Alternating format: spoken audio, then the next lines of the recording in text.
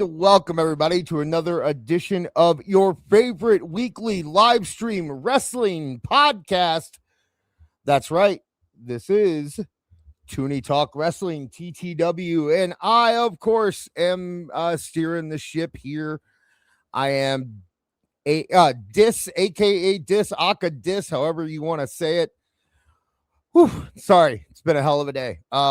We went on late to make room for John Draper and the Kevin Castle remembrance show, and if I'm to understand, that might still be going on, so I'm sure we'll get more people in here as we go. Sorry for the time shift, but you know, those guys have helped us out a lot throughout our time here on YouTube and just on podcasting in general, and out of respect, we wanted to take a back seat and let them have the stage. But then, of course, Tony Khan had to go and do an interview with Vince Russo and Coach that caused me to work all afternoon for nothing. We'll get into that in a little bit, but right now, I can't do this alone. I'm exhausted. There's no way I could do this alone. So I'm going to bring in my guys here, and let's mix it up this week. Great circle of sound, tensions ignite. Jake takes on the chaos, the verbal fight. Nice guy dropping pins on wrestling nights. Most famous on Tooney Talk, owning the mic. Light, and he's Jewish. It's Jake from Holla. Takes On. Hi. Sorry if I feel like I don't have my normal energy today. Yeah, man, well, it's just been a day, man. Yeah, when technology hits you like it, yeah, we'll get into it. But no, we're good. I fully understand. When I told my wife what we had with it, she's like, "Oh God, she hates 2 hours, 2 hours of work." And okay, you know, I can't. I'm gonna. Yeah. I'll hold off on my real problem here until He's old and he's cranky in his favorite chair, yelling at the TV with that grumpy glare.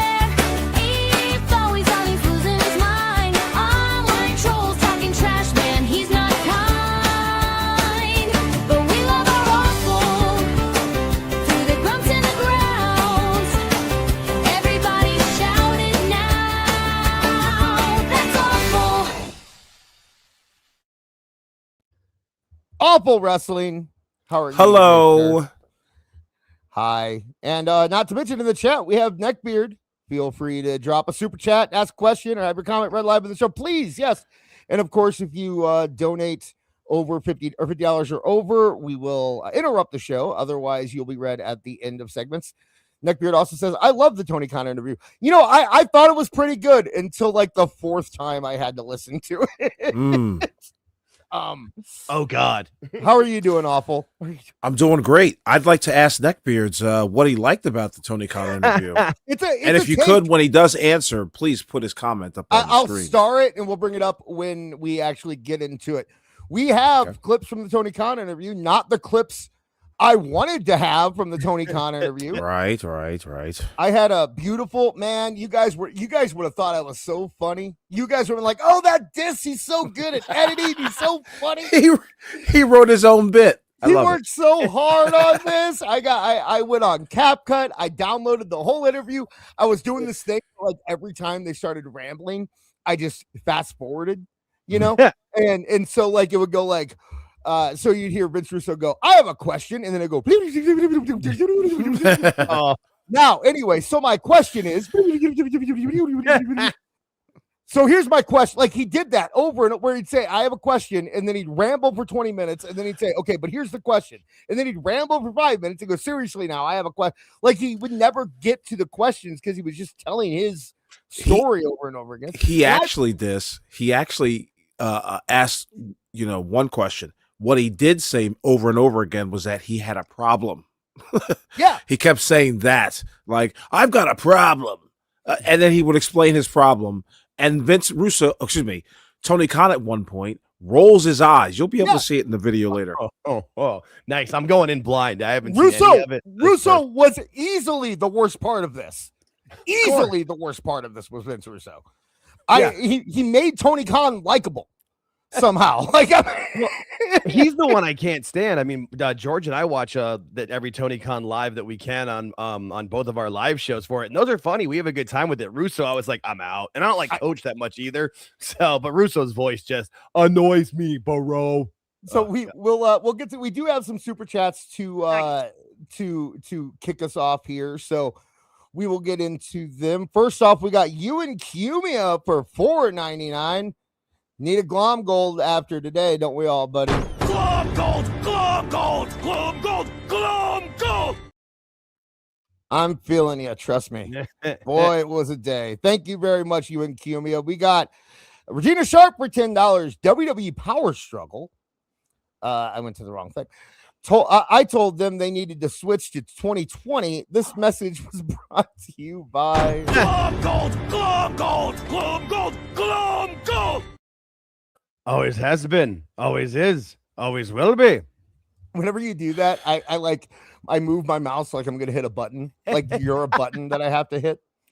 I've been called worse, and will be again.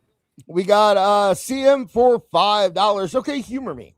So we got this McAfee, Emmanuel, maybe rock group for the heart of WWE. To fight them, Triple H, Steph, and then a returning Vince. I don't think we're gonna get Vince back. He's too old. Yeah, he's just he wants to come back, but we just no. I was with you till that last sentence or last part there, CM. I don't see Vince coming back. But hey, you know what? I got a whole presentation for that. We're gonna get to it. Got a couple things we have to get through first, but thank you very much, CM. We will address that here in just a little bit. But first off, while Awful's kind of getting the last of the show prep ready, because yes, we went on an hour late, and it would be impossible for us to be completely ready after everything that happened today. So I decided we'd start with a little levity. Married. So Ric Flair, remember we did this before? Ric Flair did some more cameos, and this one went a little viral. So I thought we could take a look at this one.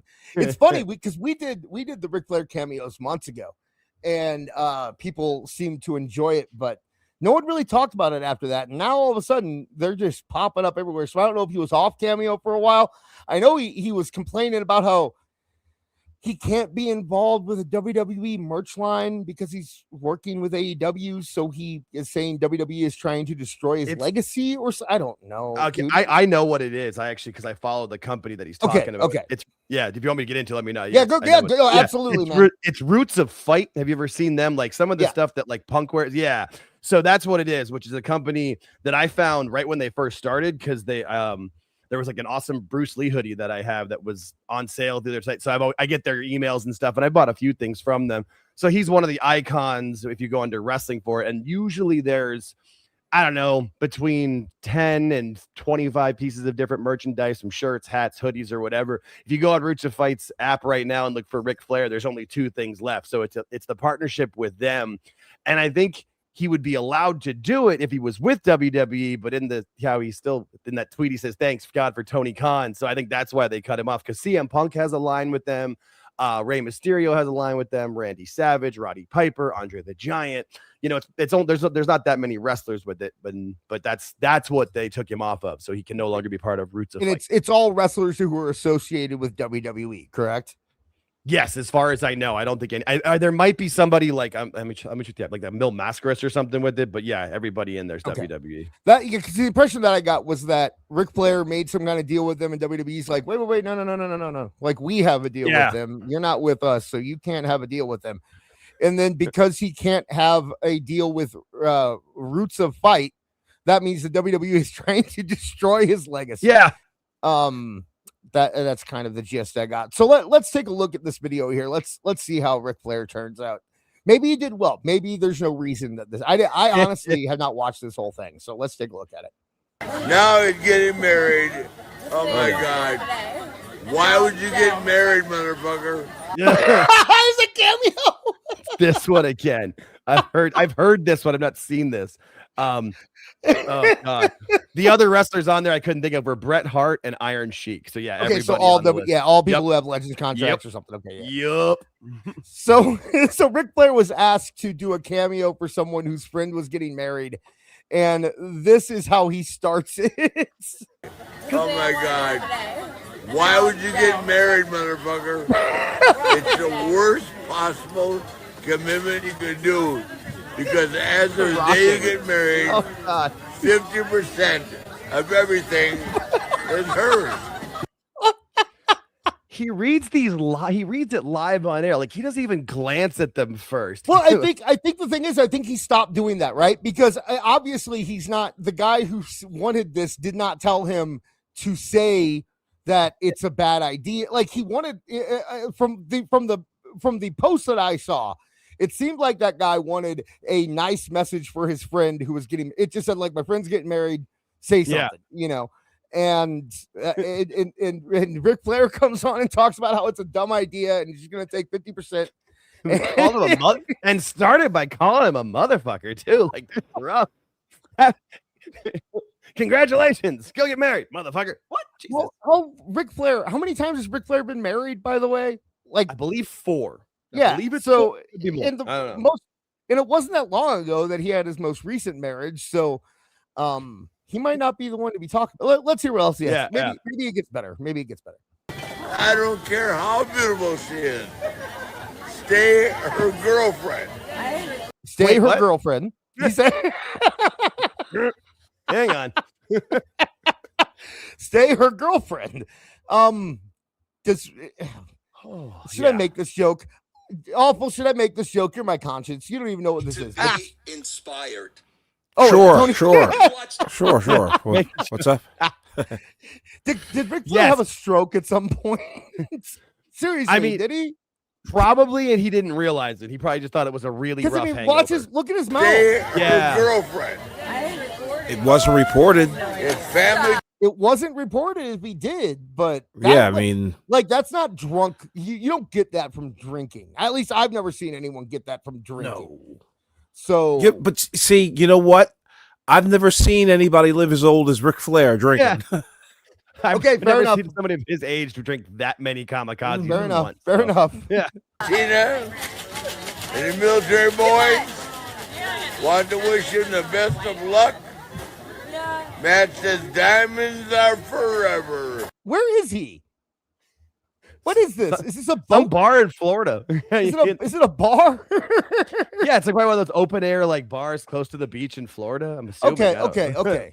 Yeah, like a beach bar. Okay. Yeah, that's what it looks like for, with the For a second, it looked like it was a boat. I couldn't tell if it was. Okay, but here we go. No, So that's he's- just him rocking back and forth, not everyone else. Matt says diamonds are forever. And so is Ric Flair. That thing. Okay, who is that? Somebody's there listening to. I'm sure he's with people. I don't think Ric Flair just goes to the bar alone. I'm sure. Oh, you haven't seen enough Ric Flair videos. Ric Flair absolutely goes to bars by himself. Oh, I'm sure he does, but I just feel like there's not every time. And if someone's around him, they'll know. I feel like he's got hangers on still. I would think. Beard asked if that was the bar that he shit his pants. I can't imagine. I thought he got kicked out of that bar, didn't he? I thought he wasn't allowed there anymore. But yeah, I mean, you 86 of him. He comes back in. He's like that meme of on The Simpsons with Barney, where Moe throws him out and then the door flaps and he's back on the bar stool. What the hell? Yeah, that's Ric Flair in every bar in Florida. All right. And that's the God's honest truth, brother. I'm a diamond. I'm forever. I've overstayed my welcome. And my name is Ric Flair. Woo! Well, I mean, he got two of those. No, one of those things. His name's not actually Rick. Well, okay. Yeah. Is his last name really pronounced Flair? Is that how it's actually pronounced? No, it's supposed to be Fleer from what I've heard. But okay. Yeah. Okay. So one of those things was correct, and that is that. Let's go back and let's find the one correct part of that. And my name is Ric Flair. That's not it. That's wrong. What? I'm a diamond. I'm forever. I've overstayed my welcome. I've overstayed my welcome. That's the part Ric that's Flair. Woo! I mean, I guess he got Woot. Oh God, book now on Cameo. Yeah, that's get him, your guys. advertisement for it. Pass. Wait, did he put that out as a? No, they did. I've seen this one before. This is one of the ones that is pulled. From my understanding, if you like go to if you're on the Cameo website and you're looking for each person, there's like a little preview section. Right. Yeah, we And looked at that's it before. Yeah. Yeah, from my understanding, that's one of them from the last like 5 or 6 months because I've heard that one before. It's recent, but not, yeah. From what we found out last time we did this, was that like they select which ones get put. So Ric Flair or Ric Flair's management decided to put that as their. Oh no.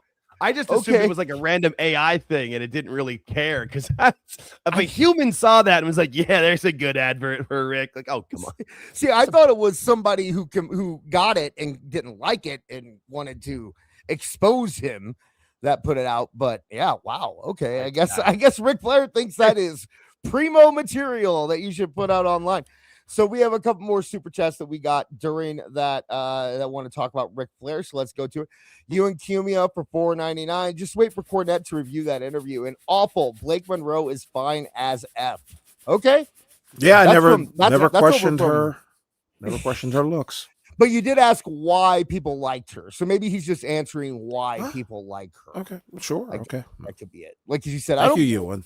Yeah, thank you very much, Ewan Q, man. And she's a star for sure. She's got the star quality. You two can argue about that if you want, by the way. I'll sit back. No, I was just gonna say Blake Monroe on what was it, Saturday? She didn't impress me. That's all. Yeah. But I was listening to you talking about it. You were comparing it to like, you got to remember it's the third brand. It's developmental. It is still college football versus pros. That's the only, and that's how when I go into watching NXT, it's just like when you watch the college basketball tournament. Sometimes you're going to see some sloppy play, but they get that's where I changed my whistle on that too. So yeah. No, I hear you. And I think that is the funny part about like Dynamite constantly being compared to NXT. Yeah, Trey. Is that you got Kenny Omega and these guys Chris Jericho, guys that have been on TV for years and years and years, or at least professionals for years and years and years. Do you think Shad compares the Jaguars, the CFL teams, and not exactly? Yeah, that's good about himself. That's a very good comparison. So, thank you, Ewan Kiyomi. We also got Regina Sharp for $5. It's always a bar with Flair. Good point. Every single time. So yeah, I guess it's time. We need to get into this Tony Khan crap. So I'm so awful. I'm so glad. We are so same page because I saw this one here. This is right at the beginning. And I saw this and I said, you know what? No one's going to pull this. This was my favorite part of the interview. Oh, you know what? We should do this real quick. We should probably do one of these. Hey, Tony. I like the things you do. Hey, Tony. If I could, I would be you. Hey, Tony.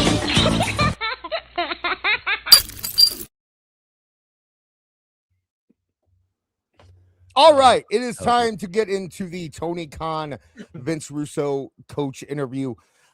This is from the Coach and Bro Show. You can go check that out. It's on YouTube. If you search Coach and Bro Show, you'll find the entire interview. And you know what? I'm gonna say I actually recommend listening to the interview like once. I do think it's a decent interview. I think Tony. Actually, this is probably the first interview I've watched that I thought Tony Khan came out looking better than before. Like I have a better image of Tony Khan after this interview than I did before the interview, and I think that's saying a lot. But let's take a look at this because this was adorable, guy. It's adorable. It's adorable. We have to take a look. I'm just glad you guys watched, so I didn't have to on this one. I get to go 4 times. Oh, I don't even watch Dynamite twice when I review it. So good. I mean, you more power to you, buddy. I get it. Okay, here, but a couple of them were in like 2x, but yes, 4 times. So okay, let's go through this here. History of wrestling, and from the beginning, working with these companies, my goal. This is right at the introduction. So this is Tony Khan is introducing himself. He's saying, I'm Tony Khan. This is what I want.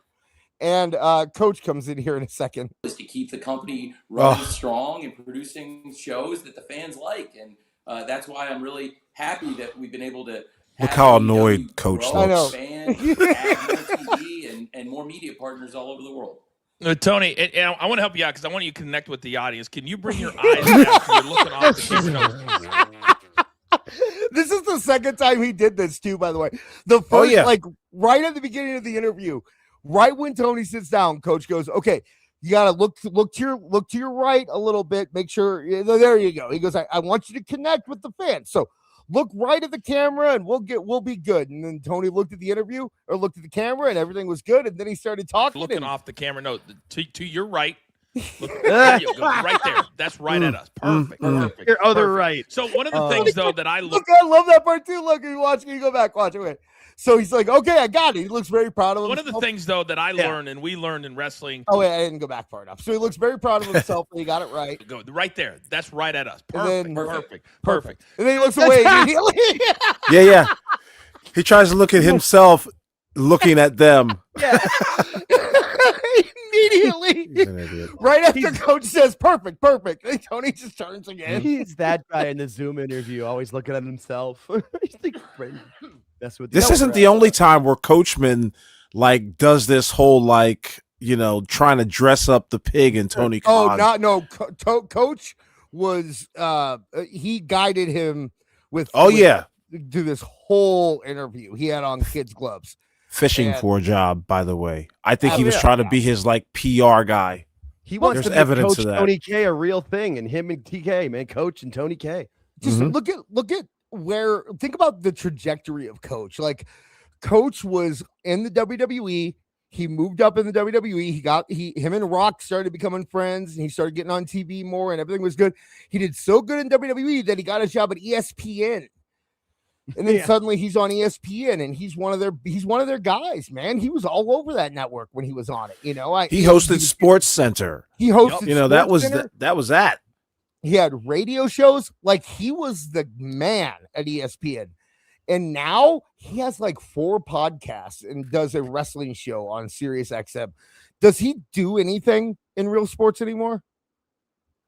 I'm sure he follows it. But I don't think he maybe works DraftKings in it. He has gone.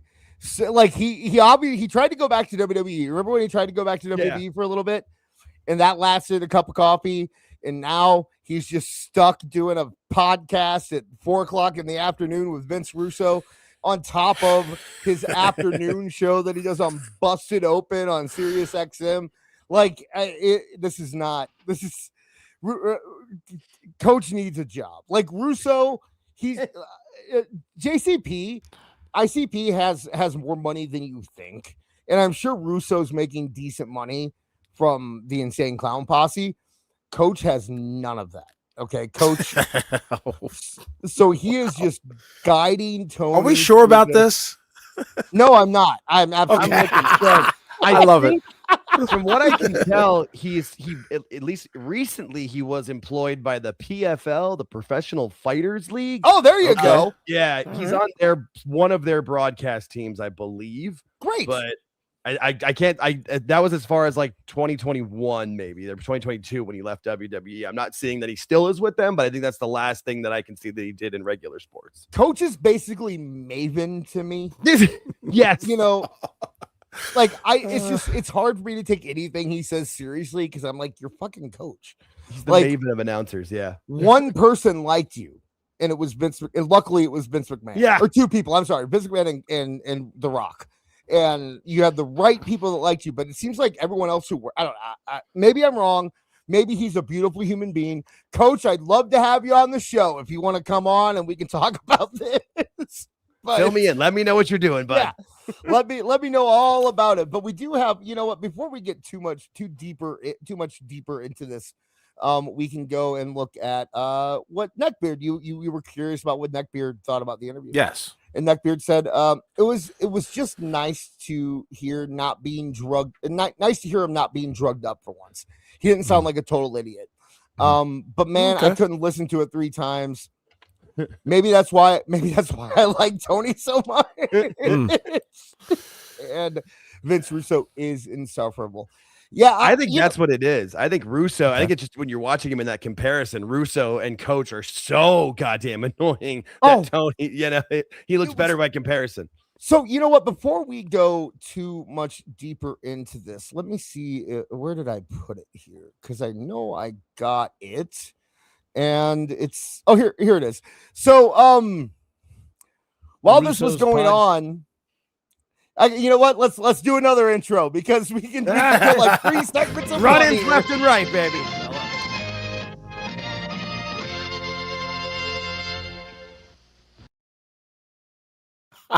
This is my favorite part of the whole thing. This is like of everything that happened. Watching Dave Meltzer crash out about this is my favorite thing that happened. Let's watch what Meltzer happened. Number one, he is plugging a pay-per-view this weekend. So I think that, he sounds so sad. I'm losing my best friend. He does. He sounds like yeah. He sounds like he's losing his best friend. Like, why would he? He's coping. He's like, well, he has a pay-per-view this weekend.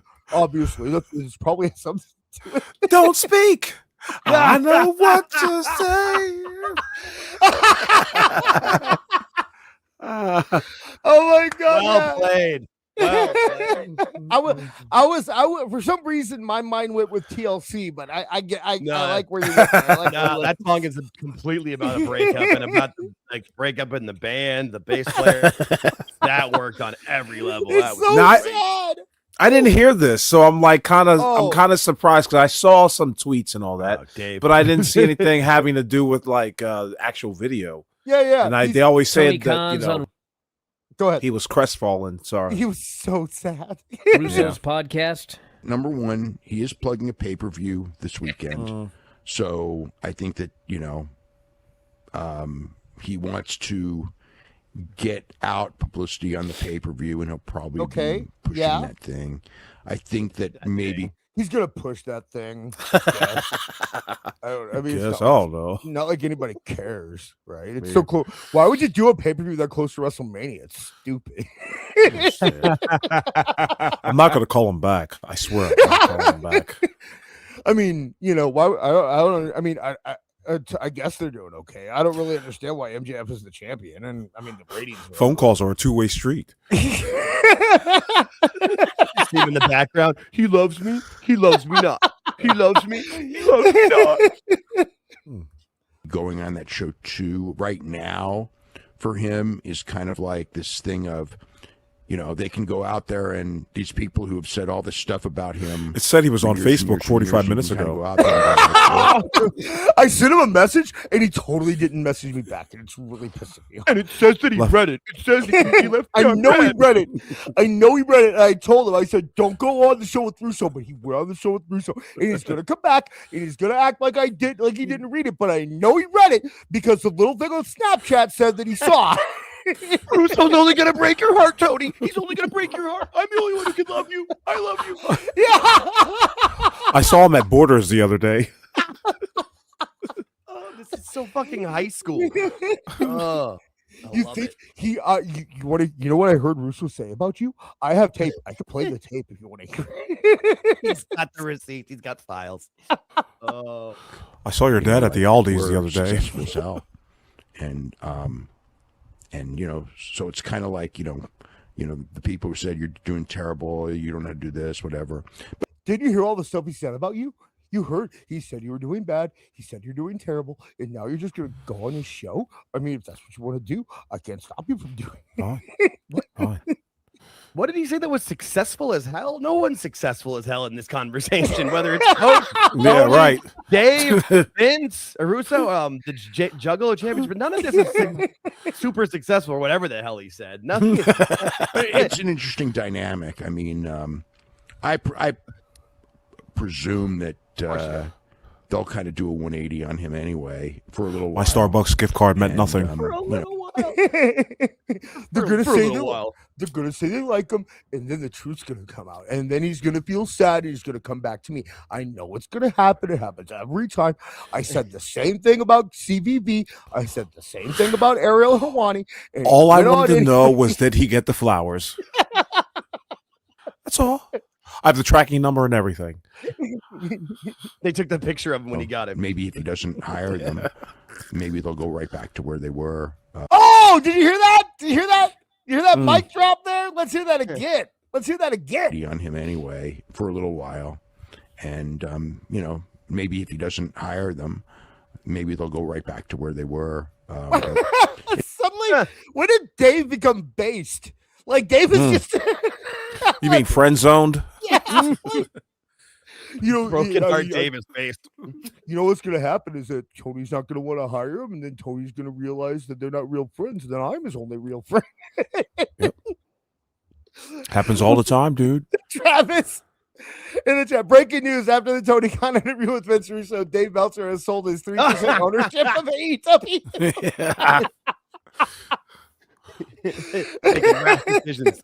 Oh God! You can see the sadness. Pulled out. He's always got bags under his eyes, but they look more so like he's been crying at some point before. Yeah, oh yeah, like they're kind of red, right? Like yeah, he looks really. And his pillow. You know what? I kind of feel sorry for Dave Meltzer right now. His best friend. When you know, Lovelorn.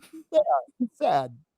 Call Dr. Drew. It's an interesting concept, you know. Like, he's not going to say anything bad about any of these people who do nothing but talk bad about him. I think the last time, I think he reacted to an Eric Bischoff tweet, and I think maybe after that, you know, like he just decided that no matter what he does, I guess it's is that spit on his microphone, by the way? I'm kind of disgusted. Probably spit or dandruff or hair grease or something, right? It's tears. It's the salt of his tears. Yeah. I mean, this happened with Bischoff, and you know what happened after Bischoff? He came running back to me, just like it's going to happen this time. I know it is. They're going to break his heart, and then he's going to come back. Same thing happened with William Regal, and then he went back for his family, just every time. Oh my God. I also love that, like, both of them are giving him terrible advice. Like, both of them are saying, like, Russo, okay, Meltzer wants him to shit all over Russo and Coach. Russo and Coach want Tony to shit all over WWE. And, like, somehow out of all of this, between Tony and Coach and Dave and Russo, somehow Tony Khan is the adult in the room. Oh, no. And it's insane that Tony Khan is the one who seems like has common sense and he's doing the right thing. I don't get it, but it's crazy. What planet did I say on today? You know, just compliment them, you know, which I'm sure he'll be doing. Kind of weird. I mean, like I would just say that, like, if there's people who are criticize you in good faith, and you want to do that, what does that even mean? Well, we know what it means, but I want to know what Dave thinks it means. I really wish someone would get Dave to define what he considers good and bad faith, because he doesn't use those terms correctly. Is it like if you criticize them in an entertaining way, then obviously it's bad faith? Is that like, I guess so. Is that the line? I can't figure out what the line between good faith and bad faith is to these people, because every time I've heard, here's how you do it. You have to pretext everything by saying, I want to see the wrestling company. I want to see wrestling industry succeed. I want to see AEW succeed. I want to see WWE succeed and all that. That's how you begin every conversation. And then you're able to criticize them afterward. You know, one thing I have learned from all of today that I think is really hammered home is that all of these people hate you and me and all of us. Yeah. They hate us. They want us to go away. They want us to not exist. Vince Russo especially hates us. And I think it's funny when you hear like the idea that like they're doing shows for us. They're supposed to make their money from us, but they hate us so much. You know, like I always think it's funny when you find out that the people who make money off of a fan base actually hates that fan base. So you're telling me they're like strippers then? Yeah, basically, yeah. Yeah. Except more Yeah, coke. Yeah, it's I would imagine. I don't oh god. I don't know. I've been friends with a stripper before. I know. I didn't use her wares before I knew her. It was the other way around. I knew her and then she became one. But one of my best friends was a DJ at a club for a few years, and I could get in and get free drinks for a while. And yeah, I've observed the whole scenes that are very very funny. All right. Yeah. My 20s. The only way, according to Adam Carolla, the only way you can know for a fact if one likes you is if you ask them if they can meet you out back. And if they say, my boyfriend's going to come here in about a half hour and pick me up, I'm not going to be able, then then they don't like you. But then if they say, hey, why don't you hang out? Then they probably also don't like you. They just want your money. From my observations, and I was usually just the observer at the bar getting free drinks because I was poor. They don't like any of them. No, I don't have the money. As Jewish as I am, like I say, it's heavy on the ish. I didn't get that side of it. I was there. I could get a couple free drinks a night, and I was happy hanging out with my buddies. Dude, I honestly, I've been to a few in my day. So, like, if you lived in St. Louis, the east side of St. Louis is like globally known as one of the best places for strip clubs in like Atlanta or Tampa. Yeah, it's like right up there. So, because I don't know why, but apparently it is. So if you grew up in that time, in St. Louis, you have gone to strip clubs. So I've been to a few in my day, and yeah, it didn't seem like it wasn't my scene. I like I said, it's you were talking about it earlier. It's just everyone seems like they hate you, and that's really weird. It's really it. And then, like, once I kind of got in enough where they knew I was just there to get my free drinks, they kind of just treated me like anybody else. And that they like the way they'd roll their eyes about this guy again, but they're milking them for money. And that's it's the exact same idea here. Like, we hate our customers, but they are the ones who pay our bills. Same idea. Thing, but when it's bad faith people, do you really want to do that? I mean, it's not even giving them the publicity. It's just like they're bad faith people. They're bad people. So it'll be. I mean, there'll probably be a lot of talk. He'll probably say a lot of stuff. There'll probably be a lot of talk. He'll probably say a lot of stuff. They might kiss behind the bleachers. An interview, right? Yes, good job. Tony Khan's gonna say a lot of stuff in an interview. Real groundbreaking there, Dave. They'll challenge him on his points. Maybe they will. We'll see. I mean, it's intriguing. People talk about it. Oh, my God. Wow. You gotta go back at the end. You gotta go back to the very end. Oh, that needs to be Look at he was so sad. I mean, it's intriguing. People talk about it. Like oh my gosh. He wants to drop the mic and just leave the couch. He does. No, he just wants to sink into the couch face first. He just wants to crawl and like just face first into it, just bawling. Oh, poor Dave. I actually feel a little bad for him. Not really, but there's a slight part of me. I'm just like, I more so just like, we all know that feeling, but have we had it since like high school, maybe early college? Like, the thing is, we've all had that. Maybe not Awful. Awful's a cool guy. He might not have had that. He's got 2 white chicks all the time. Yeah, he's fine. But like any most of us have had that feeling where it's like, oh, my friend wants to hang out with them instead of okay. Yeah, it's like when you come back from summer vacation and like somebody's gotten friends with a different crowd, or like all of a sudden they're hanging with the seniors or whatever. I had it once. Like I worked when I first got one of my first jobs, and you connect with someone at work and then you hang out with them in real life and around their other friends, and like you just kind of feel like, oh, I guess I don't really fit in with right friends. Yeah, that kind of thing. Like that's exactly what he's going through right now. 100%, man. This is the exact moment where his heart is breaking. You know what's funny? I was thinking this exact same thing. Okay, Frustrated Incorporated.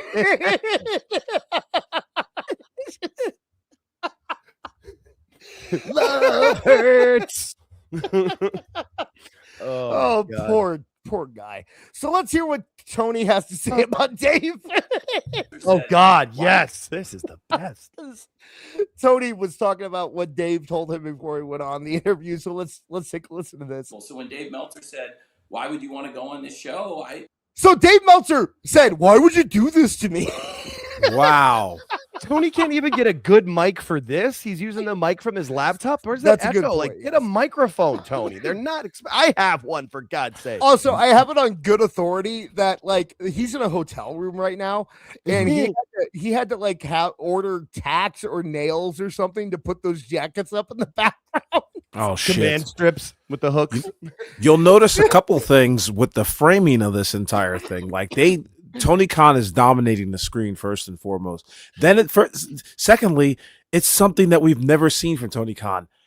Landscape mode. Yeah. How cool is that? Why So- there's that big space to the left? Because he couldn't get it all in one screen. He didn't know how to work landscape. I wonder if he had it in portrait mode right before the show. Coach was just like, "Yo, man, you got to put that in landscape mode, man. You got to. We're going to be the ones in portrait mode." But anyway, yeah, so Coach- crazy that Coach clearly coached him through this. That's why. He's oh yeah, and he's angling for a job. yeah. Angling for a You gig. think he wants to be his PR guy? Oh yeah, definitely. I could see it. But let's go back. We have to hear what he has to say. Said, "Why would you want to go on this show?" Why do you want to do that to me? I'm sorry. Every time. No, I it's love great. it. I Yeah. love it. Why would you want to? Now that we've seen what David said before, like, yeah, this you Right. can visualize it. And I'm sure just blow it up a text. Don't go, please don't go. Please don't. I'll do anything, baby. Yeah, no response. We got an interruption. Oh, whoa, We got an interruption. Whoa.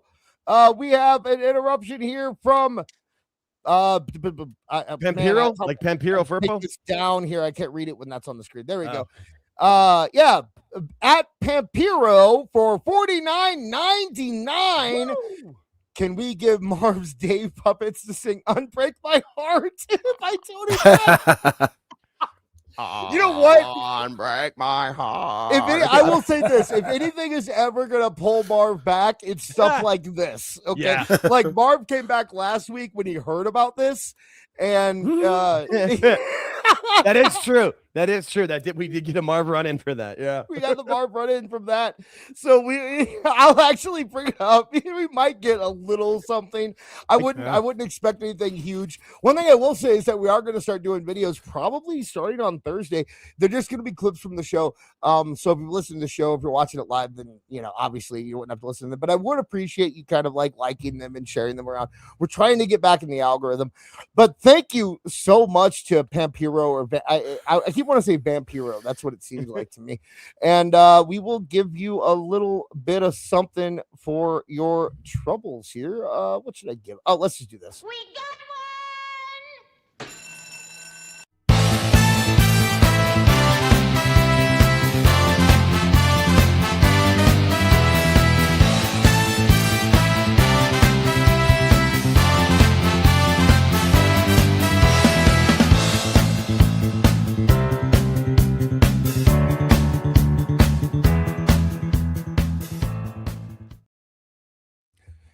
There you go. We haven't played that in its entirety in quite some time. So thank you so much, Pampiro, however you pronounce your name. We really, really do appreciate your support. And again, if anybody gives us $50 or more, or $49.99 or more, you will interrupt the show. So back to the comment here. This isn't even the only thing I wanted to show from this clip. First of all, So I'm not going to hold anything anybody said about AEW against them for the rest of their lives. That's not what Christianity is. That's not what Jesus would do. We just celebrate. Where did that come from? I don't know. So I thought Tony was Muslim. I don't need suddenly he's a good Christian man. Right, yeah. What? What does that got to do? All right. He's gonna go to Solemn Monster Sounds Off and be completely Jewish. Like Yes. I gotta drop it out and bring it back in here. It's something messed up. But Oh my God! Yeah, And it's just why is it? It's being weird right now. Let me go back. Here we go. anybody said about AEW against them for the rest of their lives. That's not what Christianity is. That's not what Jesus would do. Okay, so he's not. Wow, If you say something okay. bad about AEW, he's not going to hold it against you for the rest. Here's what happened. Vince Russo's Christian. Right. Oh, yes. Yeah. I forgot about that. Vince Russo's a born again Christian, and Tony Coachman's a Satanist. Yeah. and Tony's looking up again. He's looking up to the left again. Hey, yeah. No. That what you saw, that was the last time Tony looks at the camera. The rest of the time, he's off looking somewhere else. Just trying to reel in those eyes. Yeah, yep. You can see the frustration in Coachman's eyes. That's the thing is, as goofy as Coach is, like, because he did learn under Vince and worked at ESPN, like, he understands what a professional is and how a professional works. And that's, I think, where the frustration, like, he wants to work for Tony because he wants a job. But I think deep down, Coach knows, like, fuck, I gotta sell out for this kid, this dope, this unprofessional moron. But he's willing to do it because he's a suck-up asshole. Like, that's the only reason The Rock must have liked him, is because he just kissed his ass, like when he was doing the Charleston for him and stuff. Like, that's right. Coach just, whatever you say, buddy. Like, he's that friend. So right now, I'll bring up the other clip that Awful pulled here. So this is they're talking about the media scrums, and Tony's yeah, and I will say that I want to let Russo ask the question, but like he takes so long. This was like one you of said, them. he never asked it. Yeah, I seriously went through the video went down by 5 minutes when I fast forwarded through his question. Right. I think I chopped it up a little bit. Oh, you did? Better. Okay. Yeah, I hope I did. Yeah. I mean, it's only 2 minutes long, so hopefully you did here. Let's take a look. Yeah. So, Tony, I know you got it from Japan, but you started with these scrums. And I'm going to be as blunt as I can be because I've seen a... Okay, this is, by the way, he's already started this question 3 times before this point. Right. I was just laughing at the coffee mug with the T on it. That, I think he calls himself Big T. Like, I feel like he meant, like, you got to, like, that. Like, that's what Dave calls him when he, come on, Big T, come on. Yeah, this is the 3rd attempt at starting this question from Vince Russo. He has done this so many times. Now he pretexts this whole thing by, because like there's 2 minutes before he even gets to this point where he's like, there are fans. He talks, he has this whole opinion about how like fans aren't reporters. So then it leads into this question. Lot of these scrums, okay? Because Tony, we love the hugging. Oh, it keeps we going, love though. when He's not done people yet. come in and you hug them. We get a big kick out of that. So we watch the scrums. But Tony, here's my problem. Pat on the head compliment. We got a lot of fans in there, Tony. A lot of fans, and a lot of people are in there asking you questions and the talent questions because that cheeky they smile. got a presence on social media. They've got Look at those eyes. Look at those eyes. You see those eyes? Yeah. Hold on, let's see what I can- Paused right on the nail. Oh no, the best one was here. Hang on. because they got a presence on social media. They've got There it is. Look at him. He looks at it. He's like, "Arr." Like you can see him put his thumb in his collar and go, "Woo!" Yeah. Don't want to answer this one. This was too hot. 100,000 followers, etc., etc., etc. But at the end of the day, they're fans. They're not professionals. I just feel like Another cut. You had to make another cut. Yeah, I had to make another cut, but I will say it's a damn good question. It's a very good question. It is a good. That's why I wanted to include it. But man, Russo just won't shut up. Yeah, he just went on and on and on and on. door Nothing is like talking open. more than your guest. Like that's Russo. Like just bring somebody on and overtalk them. Hey, anybody, you got a website, you got 100,000 followers, you got a podcast? Yeah, come on in and ask MJF any question you want to ask it. It's a very Thank you, interesting Tony point Khan. you bring up, Vince, but I think that first of all, there's a difference between working in one. Also, let me preface this. I think Tony Khan has a decent answer to this too. I think as far as how you can answer this, I think he picked the best way. let's let our listeners decide. I think he'd be better off if he said that he was, he's starting out now that he's established. He may go this route. He may go the route of the legitimate reporter, but I don't really like his answer. Let's see what legitimate reporter have to want to cover it though. In wrestling, there's a Right. difference between being a wrestling fan versus working in the wrestling industry year round. But I do think that the lines get blurred. Absolutely. and the lines have been blurred more than ever. And I think it's good. All these people are connected to wrestling from different walks of life. You know, but Tony, let me jump in. What he's saying is that when you have a fan come in, a fan's going to ask you in particular. Coach realized that he wasn't answering the question. Right. Yeah. That's what's going on. Ship. Coach is just trying to keep these guys on track. Yeah. Just trying to question so you don't get upset with him, or so you are nice to them.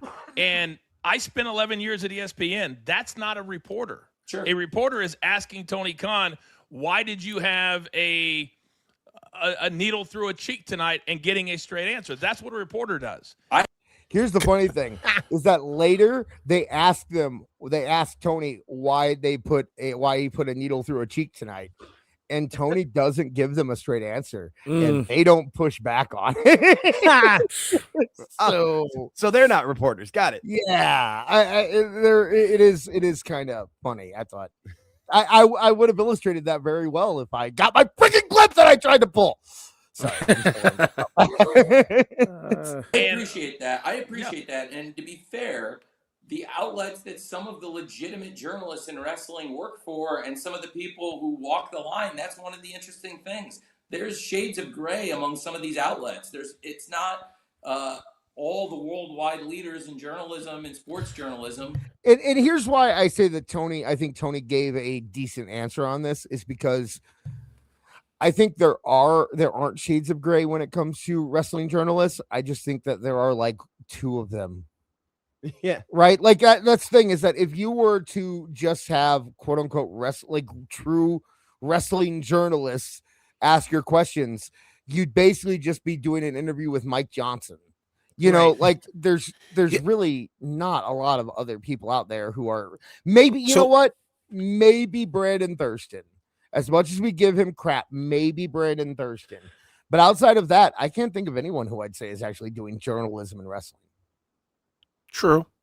I mean, but at the same time, you can still use those reporters and bring them into your fold, so that way you can at least have a good mix of the fandom that has 100,000 followers, and of course, Mike Johnson or whoever. He doesn't want to be asked tough questions, though. He wants to hang out with people who love him and worship him. I think that's the question to ask, right? It's not. They did kind of ask that, but they embedded it in the question in the question of because Russo went off on a tangent about how much he hates fans. Like that's the problem with this interview, is that Russo goes off on these tangents. Like Russo is just as angry at fans as Tony Khan is, because Russo thinks, awful wrestling is going to take his job or whatever. You know what I mean? Like he's just as, him and Coach are just as bad about fans. What the question should have been is, why don't you let anybody come to your press scrums that has a negative feeling about AEW? That should have been the question. Yeah. Why don't you let people ask actual questions today? Because fans can ask real questions. It's not about who or what. It's not about who's asking the question. It's about what the question is. And Tony Khan makes sure that everyone who asks questions are people that he controls. So the real thing is, why don't you let awful wrestling come to your scrum? Why don't you let JD from New York come to your scrum? Those are the questions that you should ask. Not why don't. Here's another question you should ask though. Why do you have scrums anymore? Like they don't accomplish anything in your booking, or in the progression of any storylines. It's almost like you get to talk to the director and the producer of the theater play after the whole show's over. Right. And like how uncool is that? He actually threw shade at Triple H at WWE for stopping the scrums. Like Russo did. And it's like, so you want these? So you think these are a good thing? I don't know. But let's keep going. Competing for these spots, I think what's interesting to me, Coach and Vince, is I generally have said I'll answer every question. I'll stay until everybody's gotten to ask something. And I want to hear everyone's questions. And I'm always open to hear what everyone thinks. And I hear what you're saying, that obviously fans of wrestling are going to receive wrestling positively. But those are also a lot of the people who've chosen to cover wrestling. So again, also, have you noticed the sly thing he did there? By the way, Mike Johnson is PW Insider, not PW Torch, Brad. Just okay. Sorry. But the Sly thing he did there, where he also got to say that if you would have a negative question, you wouldn't be a real fan, right? Because he said, well, of course, fans will always ask positive questions, and he's just doing that because that way he can say, like, that's why he doesn't let you there awful. That's why he won't let us do it, is because he not that I'd want to be there anyway. I'd already had been there, especially if I'm going by Mr. Nicebeard's time. I'd already been there 14 hours. Yeah, you know what I mean? I'd be there. I'd do it in a heartbeat. I'm telling you right now, I would. That would be the one thing that would get me to go to an AEW show, and they wouldn't even have to pay for my ticket. I would buy my ticket. Oh, yeah. If AEW gave me a press pass and let me go to the scrum and ask a question. You don't have to use my name. You don't have to credit us. Just let me ask a question. I'll be there. I will buy front row seats. I will wear a mask. $25 to get front row seats to your show. And the value of the show. and you let me ask my question. So, I did appreciate the fact that they asked him about the EVPs. Now this is a long one. Let's smile at Tony's. So I will go ahead. It's so funny because I think Coachman ask this question? He's just Russo, like, what exactly do they do? Russo asks it, and then Tony doesn't answer it, and then Coach comes back and asks it again. So I don't. This is one of them that I had to pull off Twitter because of my cap cut messed up. So I don't. This one is longer than I would have made it, but let's. I'll jump around a little bit if it gets too crazy. Right. Harp on this question, but being in the business as Coach and I gotta push back on something based on my experience. Okay, this is where I would start. Oh yeah, this is where I started forwarding here. I know this. This is where he's just like, I got a problem. Yeah, I got a problem. And he goes on and on. Okay. Tony, I have always said this. Regardless of what company I worked with. When you have a talent, whether it's a current talent or a former talent in management, there's going to be issues. Real quick, Swing Base and other people in the chat, like Swing Base said, just let it play. I can't just let these play. We'll get struck. We have to comment and pause and do all that kind of stuff. If you want to see the full interview, Tony, go over to Coach and Bro channel and watch it there. We can't, we can't just. Yeah, we have to give commentary on it. And, right. Otherwise, that's called fair use. It's law. Yeah. We don't have a choice. So look at Tony's face. That was a great because pause. Wrestlers, let's face it, Tony. And listen, it's a little different with you because you got wrestlers on the contract, but a lot of wrestlers came up as independent contractors. So what happens is that makes it every man for himself. So now all of a sudden, if you've got a talent in a management position like that, he may have heat with other talent. There may be some old. Now, is Vince Russo okay? I get the idea that, like, when you're talking about wrestling, a lot of times you have to set the stage, right? Like there'll be a lot of times when I'll start a topic and people think I'm going on too long on the preamble, but the reason is because if somebody's listening to your show for the first time, you have to set the stage. You have to, bring them up to speed. If somebody's watching this though, don't you think they understand what a wrestler is? Do you have to set that stage? I mean, Russo does. And also, why isn't Russo looking at the camera? Russo's not looking at the camera this entire time. This entire bit, he's looking to his right. Coach just like, God damn it, you unprofessional. Coach has not moved a muscle. Yeah. This is like he is dead. He's gritted his teeth the entire time. Yeah. He's disgusted with both of them. Man, Tony, I'm sure at some point you had to run into that.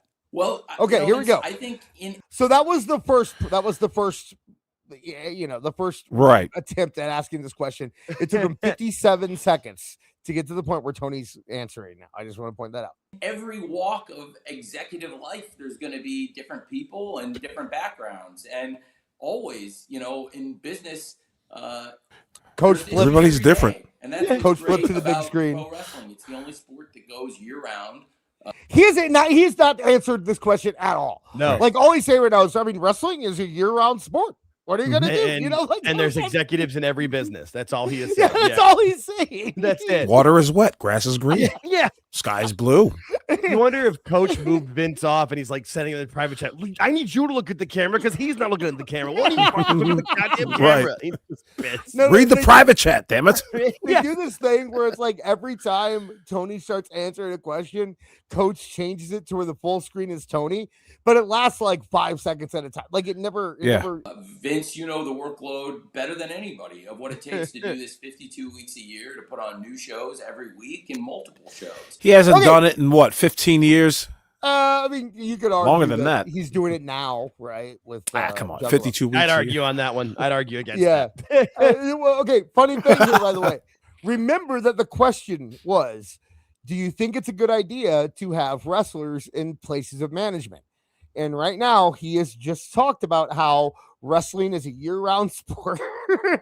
Yeah, but see, Vince Russo asked the question all wrong because he said, "What are your thoughts about So now you're getting what you pay for, pal." Yeah, let's just get that open can of like worms. Leaning on a lot of wrestling experience, but for me, I also am really comfortable now after all these years in my own ideas, and I like working with people. But I found a good rule of thumb is doing the ideas I believe in.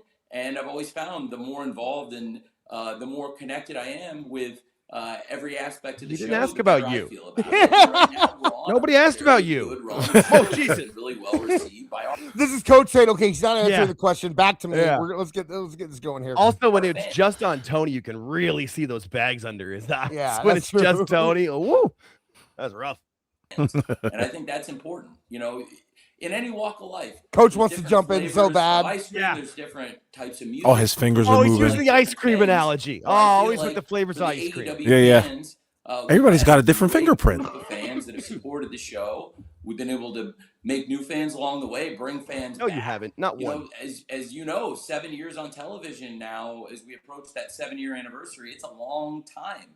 And got the to 7-year have itch. people that have been a part of it from the very beginning, that's a special thing, because in sports, to have executives, coaches, players, I'm looking for a new network. a good core of them. Looking for a new Dave. A pretty special thing. And Coach, you work in sports in addition to wrestling, so you see this from the sports side too. To have a team that's had Coach is bubbling, chomping at the bit to get to his question. A lot of the executives and coaches and a lot of He's like, when can I jump in? that are still I want to ask. Taking a breath. Have a lot of new fresh blood that we brought It's in, like new jump fresh rope. Like, when do I faces. hop in here?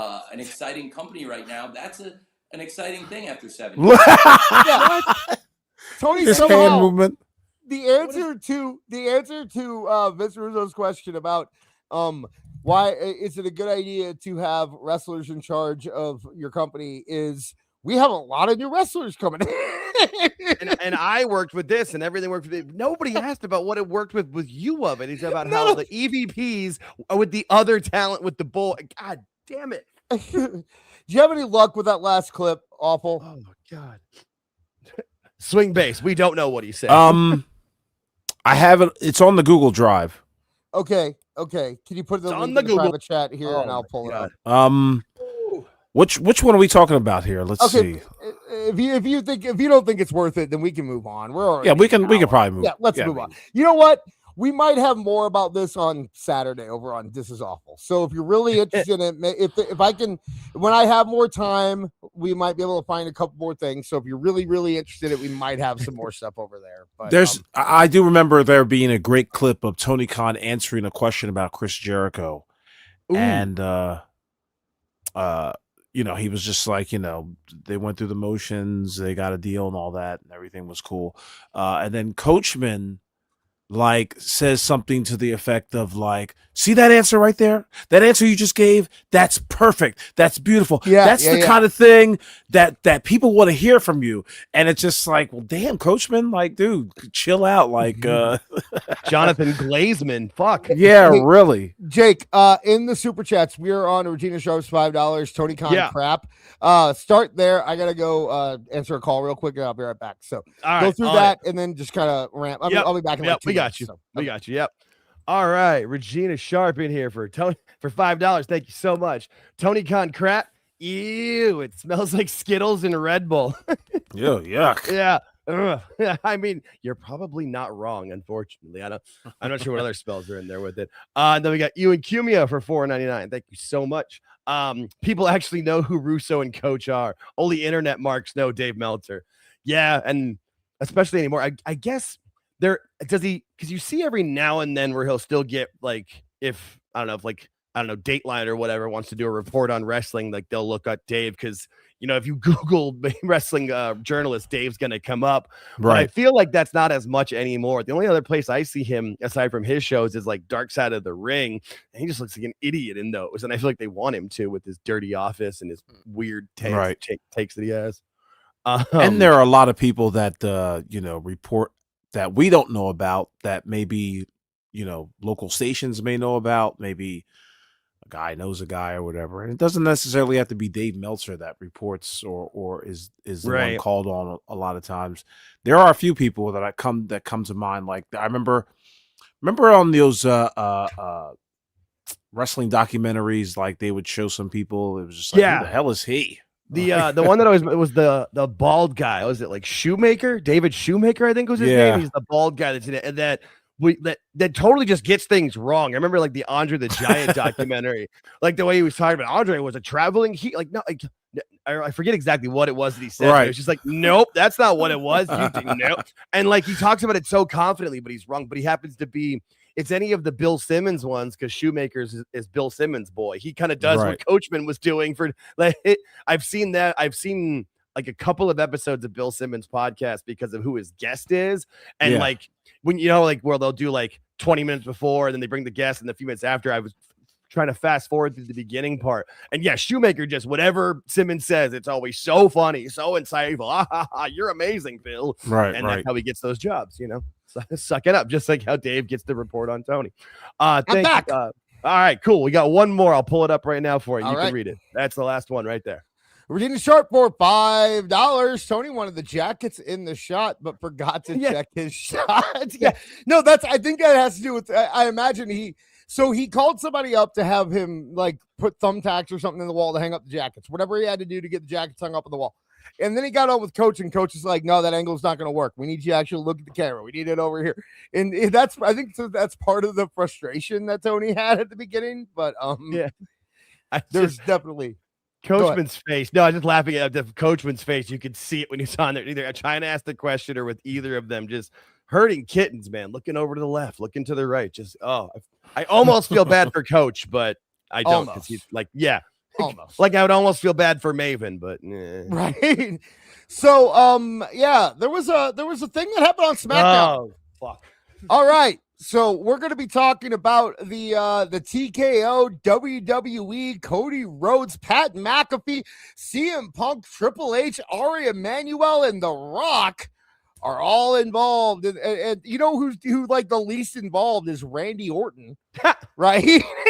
Well, he's got the worst back out of everyone there, so that makes sense actually. I mean, his back is bugged. There is there's clearly something going on in WWE. So, I guess the big let's kind of set the stage. I talked about setting the table, so we'll do that. Pat McAfee returned on Friday night, and he basically came in and said WWE sucks. They're pushing. He did a bunch of criticisms that really apply to AEW, but for some reason said it was about WWE. Where it was like, I'll watch two 5'5" guys having Iron Man matches for 45 minutes instead of Randy Orton in the main event. Yeah, he said in the main event was what got me on the 5 foot. There are smaller guys in the roster, but when did you see I don't know, Fraxium and the Motor City Machine Guns in the main event? They're on the card, sure, but that's how wrestling's always worked. But the main events is always the main event, guys, especially from the last all of this year. Once you went to Royal Rumble season in through now, it's always been that some of the main event stuff's been the only good stuff on the show. Sometimes they start the shows well and end the shows well because that's the stars. So they went through this weird trajectory where it was like the immediate reaction from everyone online was, boo, we hate Pat McAfee. We don't want to see him on TV. And then Pat McAfee, in the middle of his promo, there was a weird divide where Pat McAfee started talking about ticket sales and how Randy Orton should be pushed and how things should be more like the Attitude Era. And so you saw some of the IWC kind of be like, hey, yeah, wait a second. I like that. That's what I think. So I'm going to agree with that now. So then they were like, yay, we like that. And then you still had the people that hated Pat McAfee. But then you also had this group that kind of saw the bigger picture here, which is like, wait, why is Pat McAfee being introduced into the Randy Orton, Cody Rhodes storyline? Yeah. There has to be more there. It can't just be like, it doesn't make any sense as to why it's Pat McAfee. And I still don't think that that's going to be the end game, but we'll get to that here in a bit. So Pat McAfee, go ahead. No, I thought you were cutting up. I was saying the whole part of like the Attitude Era bit of it is just that's it's one of the problems with, and some people classify with like, those old guy podcasters or whatever they say of it, and a lot of times like some of the stuff I'll agree, but when people harken back to just wanting it to be the Attitude Era, I'm like, that was the 90s, guys. Like the world has changed. Everybody talk about how like, those movies couldn't get made anymore. Well, yeah, you couldn't do this wrestling TV like that anymore. That's we've moved on from that. Like, and also go back and watch, like if you watch full episodes of Raw from back in the day, like, yeah, there were some good parts and some amazing things, and some of the whole episodes were great, but not everything from the Attitude Era is as great as we all remember. Like, Val Venus and the choppy. Like, there was really bad shit. It was very similar to, in terms of good to bad ratio, it was actually very similar to where we are now. Yeah, I agree with that. Like in terms of, you get in terms of what percentage is good to what percentage is bad. I 100%. Think it's very similar. But it's weird. What I found most striking about this is that he was, especially on his comments on his radio show since then, it's been a lot of like, I hate the IWC. The IWC is ruined wrestling. But the things that he's saying are things that the IWC is saying. Like, he aligns with the IWC when you look at his thoughts, because the IWC now is in a phase where they want WWE to be more like the Attitude Era. They want WWE to go back to or Roman. It seems to be the split. And the thing for like, I feel like it's one of those things where I don't think they even so much want to like, they want it to go back to the Attitude Era. They just want to like remember. They want their wish. They're harking back to when they were younger and didn't have as many bills or kids or back pain or whatever. With like guys, like the whole nostalgia of looking back. Like, we're moving forward, guys, and you can look back, but the problem with me is when people shit forward when they look back. Like, you don't have to always, and it didn't fall flat flat for me. Now, I do want to address swing base in the chat. Why does it have to be more? Ari isn't telling people to book Pat McAfee. So I don't think this is entirely a work. Like, I mean, obviously, I think that it's 80% work, right? Obviously. But I do think that just like, if you've ever, like, anytime there's a company who is owned by a parent company, whenever the company is put in the limelight for any reason, the parent company tries to meddle and tries to do stuff.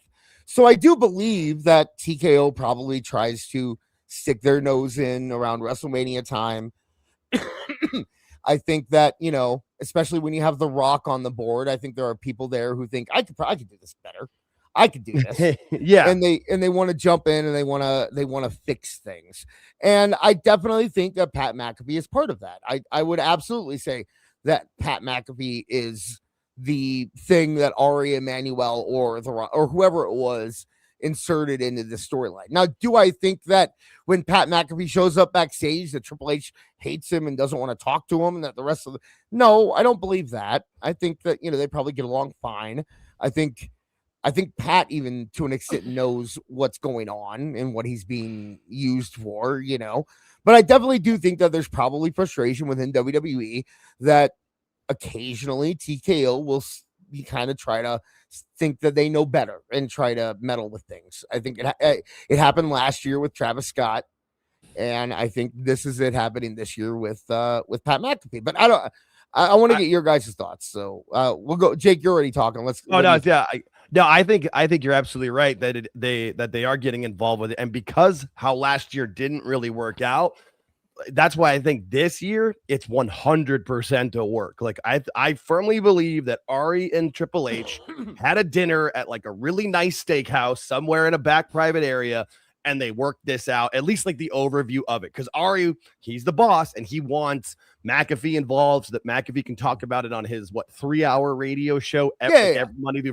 So he wants that, and they kind of like had a give and a take with it, almost of like, all right, here's what you want. Well, can I like what concessions can Triple H get? And that's where we get the Cody promo and the Punk promo on Monday, because there's no way that they're going to air both of those and post them in full on their social medias unless they want, you know what I mean? Like, there's no way they were going out there shooting. They wouldn't have put it out there with, at least I don't think so. So I just feel like this is all, and it's business working out for it. And that's like, it's exactly what you said. TKO wants the bigger stars involved, but they're smart enough to learn their lessons of like, okay, Travis Scott didn't work out last year. We can't just do this with anyone who is a big celebrity. We can get involved with it. McAfee's, he's great for it, for that radio show, and it's already getting buzz. I don't watch his show, but I've already seen clips on my timeline like 3 different times. I have one. We're gonna look at it. I figured, it makes a lot of sense in my opinion. I'm of that thinking. I think there probably is frustration within WWE about TKO. I think that this is also. I don't think that they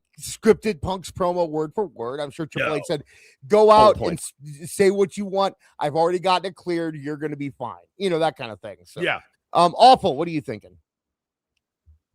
This is just a very interesting thing to be happening so close to WrestleMania. I like the idea that you believe that TKO is meddling. God, I don't know why they would do such a dumb thing like that. They did it for 2 years in a row, though. Yeah, because and it's so they're dumb billionaires. Stupid. Exactly. They're dumb billionaires. Billionaires think they know better all the time, every time. They think they know better. Wow. So, how many times in a job that you've worked that like something comes down from on high, like this board of directors makes the decision to impact like the ground, like the grunt workers, the people on the scene, the people on the floor. You know what? It doesn't make any sense because just think how like their decisions in the boardroom that affect you working your job doesn't make any sense. Like, oh, we got to use this system and this system now, and all it does is slow your job down to make your life harder. But they think, oh, this works on paper, and I feel like that's what. I actually have a really good example. When I was working in retail, we had one visit the entire time that I was working. We had one visit from like the big boss, the like not the president of the company, but the president, like the guy who oversaw our area and our region. And he came in and regional manager. Yeah. Right. It was not even regional man. I'm talking about like bigger, like the guy at corporate that that. So he came in and I remember there was a helicopter and everything. So he came in and I remember he said something. They told us beforehand. They're like, look, whatever he tells you to do, do it. And then when he's gone, we can change it. It was like, just do what they say. Because they always come in and they're like, maybe this end cap should have this on it instead of that on it. I think you should. And you go, yes, sir, right away, sir. And then you do it. And so I think that's, there is an aspect of that whenever you're involved with corporate versus the actual thing. But, I think that I don't think it's Ari. I personally think that the one in the corporate structure that is most seething about this, I do think that The Rock, I do think that there is that thing with Triple H where The Rock just doesn't like him. And he wants it to be Gewurz. He wants them to have full, like, I really, really do believe that. Yeah, right. Yeah. I mean, it's so crazy how wrestling and business is operating in such a fashion where it's just like all these picadillos are coming out on the TV screen. That's why I believe Jake, when it comes to like, this is all just a big work. Yeah. Yep. Like, doesn't this happen through emails and like maybe a whoopee cushion under the seat or, you know what I mean? Or well, something? Jake also said it was a work, but he does think there's frustrations. And I think that, for sure. That's where I think the line is. I honestly, I think that the biggest thing is The Rock. I think it's the big, I really do believe that The Rock is the voice in the corporate world who's saying, man, that Triple H, he's just not. Look, everything he's doing, it's sliding. He's not. We should probably bring Gewurz. He's tried to do it for 2 years in a row. We know that he's tried to bring in Gewurz 2 years in a row, and both years his idea fell completely flat. I think that there's an aspect of this that now they're able to drop ticket prices without looking bad. right? Yeah. Like I think that's the excuse me. That's the thing that I messaged awful about. That's the thing that impressed me most is that they figured out a way in all of this to drop ticket prices and make it look like a face move instead of making it look like they're doing poorly. Like a scramble. Yeah. Right. Yeah. Like that. And that could be the whole point. That could be the whole point. It'd be worth it. Right. Just to be able to save face, to say, okay, look, we need to figure out a way we can drop ticket prices without getting bad press. How do we do that? This is how we do that. We bring in Pat because Pat McAfee was talking about ticket prices on Friday. He was talking about the ticket prices being too high. And then they shifted over to now where it's CM Punk talking about ticket prices too high. And I'll pull up the Pat clip right now because he was already kind of going after Punk about that. But let's listen to that real quick. Pat McAfee? What is that about? CM Punk last night called me Pat McAfee and attacked a lot of things, and then he would lay out why he is not worth the price of admission. So remember, Pat McAfee on Friday was talking about how ticket prices were too high, and now he's saying, "Oh, Punk is only bitching because he's not able to make things worth admission." You know, so it's clearly a work. It's clearly something planned. They've already kind of shifted a little bit in what they were doing. Right. So you know, and to add to the whole, I mean, just. So this is what happened when CM Punk, when Cena turned. He did the exact same kick that Pat McAfee did on Cody Rhodes. And then Orton, they didn't get as good of a shot, but Orton did the exact same thing where he kicked Cody Rhodes in the nuts. So I'm still of the theory that this is all going to lead back to The Rock. And I'm not saying it's going to be this year. But I think that because The Rock loves his like big overarching storylines that last years and come together at the end. And I think the whole thing that he's going to say is like, I was behind it all along. And Randy Orton was a sleeper cell. And because remember, Rock is the one who brought Pat McAfee back last time too. Or no, Pat McAfee brought The Rock back. One of them. They came back together. Remember when they were on that SmackDown. They were skipping down the aisle. And then they were both there to shit all over the thing. So, you know, there's all that going on. But what's really interesting is that in the middle of all this, and this is another thing that makes me think that maybe this was like a little bit of damage control as things were coming out. A bunch of text messages got released. Oh yeah. So, Jake, I'm going to have you kind of pay attention to the chat here. While I got it. This. I'm on it. And because I have to make this full screen. So these are from the lawsuit. The lawsuit about if it, the sale.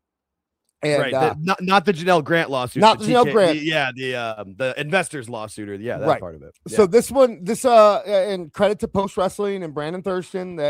Once again, I actually think that they do good work when they're doing good work. So they got a bunch of text messages between Triple H and Nick Khan, and even one with Vince McMahon. So it's kind of interesting here. So these messages recently disclosed in the ongoing lawsuit demonstrate Triple H's concern was related to friction with Vince McMahon, his father-in-law, whose duties as WWE creative he assumed a year prior. Levesque messages show him looking to Khan, his immediate superior, for support as McMahon sought greater power. So this is 2023, September 11th. And Triple H goes, "How's it going so far? Man, I'm wound tight today. D-Day tomorrow. Expecting the worst." And then Nick Khan says, deleted by Cinder. I can only imagine what those things said. What I think is interesting about this is that Nick Khan didn't delete all of them. This wasn't a redact.com situation where he like went in and tried to get specific things or got all of it taken out. This is like he specifically got some of these taken out, and I'm very curious as to what he got taken out. But, Triple H, call you shortly or no time. I don't know. Or no time. Like, do you have no time? Yeah. And Nick Khan, I don't know a Nick Khan voice. I'm just gonna use my voice. 2:30 EC, before good, after tricky. So EC is like an executive meeting that they have. He's saying he has a meeting at 2:30. If you call before it, it's good. Afterwards, it'll be tricky. They're having fun here, guys. The text messages, they were sent over WhatsApp, and they were disclosed and exhibits violating the lawsuit in the Delaware court. Blah, blah, blah, blah. So later that day, Triple H relayed to Khan that McMahon wanted to meet about talent releases that would be happening at the same time as the staff members were being downsized. The staff layoffs were among the cost-cutting synergies the merger. So when they merged, they laid off a bunch of staff, and Triple H kind of thought maybe it's not a great idea to do talent stuff at the same time. So Triple H goes, VKM, BT Dubs, I need to meet with all of you tomorrow regarding talent releases, which coincides with all the corporate releases. Thanks. And then he didn't get a response. Hey, I know you're swamped. Let me know if you have a minute. And then he didn't get a response. Only 4 minutes apart, too. Yeah. Well, I'm sure you'd like to be done with this shit for today. Please let me know if you speak. He's worse than Tony Khan. Oh, my God. Dave Meltzer and Tony Khan. You there? You up? Pick up. So you speak to AE? You up? Sorry, I couldn't pass it up. So Nick Khan goes, I will. I get up early. We missed each other tonight. And the Triple H goes, okay. And then he goes, and then a minute later, he feels bad. You okay? And Nick Khan goes, yes, sir. How about you? And Triple H goes, I'm good. Anxious for tomorrow and beyond. ... He texts like me. This could be one awkward, like the next holiday at the McMahon household is going to be awkward. At the time of these messages, Fightful reported that McMahon and Levesque were both involved with late changes to the Monday, September 11th episode of Raw. McMahon was not personally at the event, and my thing came up, so I have to wait. As he had been on other occasions late that year. Memorably, those other occasions included the Raw after WrestleMania in 2023, when he made wide-ranging changes to the show in person. Remember how terrible that Raw was? Yep. I absolutely remember that. Yep. So there was an exchange between Khan and McMahon from February 2023, and it's consistent with this. Executives downplayed McMahon's role in creative. Meanwhile, in public, McMahon's involvement in creative was downplayed by all involved. Levesque was looked at by many fans as a major improvement to the creative process and a resurgence in WWE's popularity among fans since McMahon's July 2022 retirement, as well as was well sustained by increases in TV. So Triple H is having a lot of success. Things are going well, and it seems like they want to bring Vince back. So Vince on February 28th had I love the picture they have for Vince. Awful. You do a better Vince than me. You go do ahead. I? You do. Well, that's mine. I sound like a Hawk from Hawk. Hey guys, just double checking. Does Roman and Cody know the new creative regarding WrestleMania next year? Not to my knowledge. I don't know if Paul has had a conversation with either. Roman's first appearance since we spoke is Friday in D.C. Both will be there in person. Ha! Paul, have you? Okay, now I'll do next. Langus. No, you do this one. What in the blue hell is Langus? I like Laughing out loud. Vince used LOL. Vince is like, what in the blue hell is Langus? Lol. Lol. Read it backwards. You only put the LOL there to signify that you're not really as angry as you actually are. Right. So then Nick Khan said, read it backwards, so it's signal. Which is like WhatsApp. It's another WhatsApp type of encrypted thing that I think you actually have to pay for that one though. And so I think that's like why he was trying to get, because it's like super encrypted so that this shit here wouldn't be happening. Yeah, it's more like Telegraph, I think. Yeah. WhatsApp, that kind of, Yeah. So yeah, they're trying to get really encrypted. Like it's like we really can't talk about this. It's what Snapchat. It's what Tony Khan uses for his friend. Yeah. In February 2023, McMahon, the WWE president, appears to urge, Khan appears to urge McMahon to continue the conversation on Signal.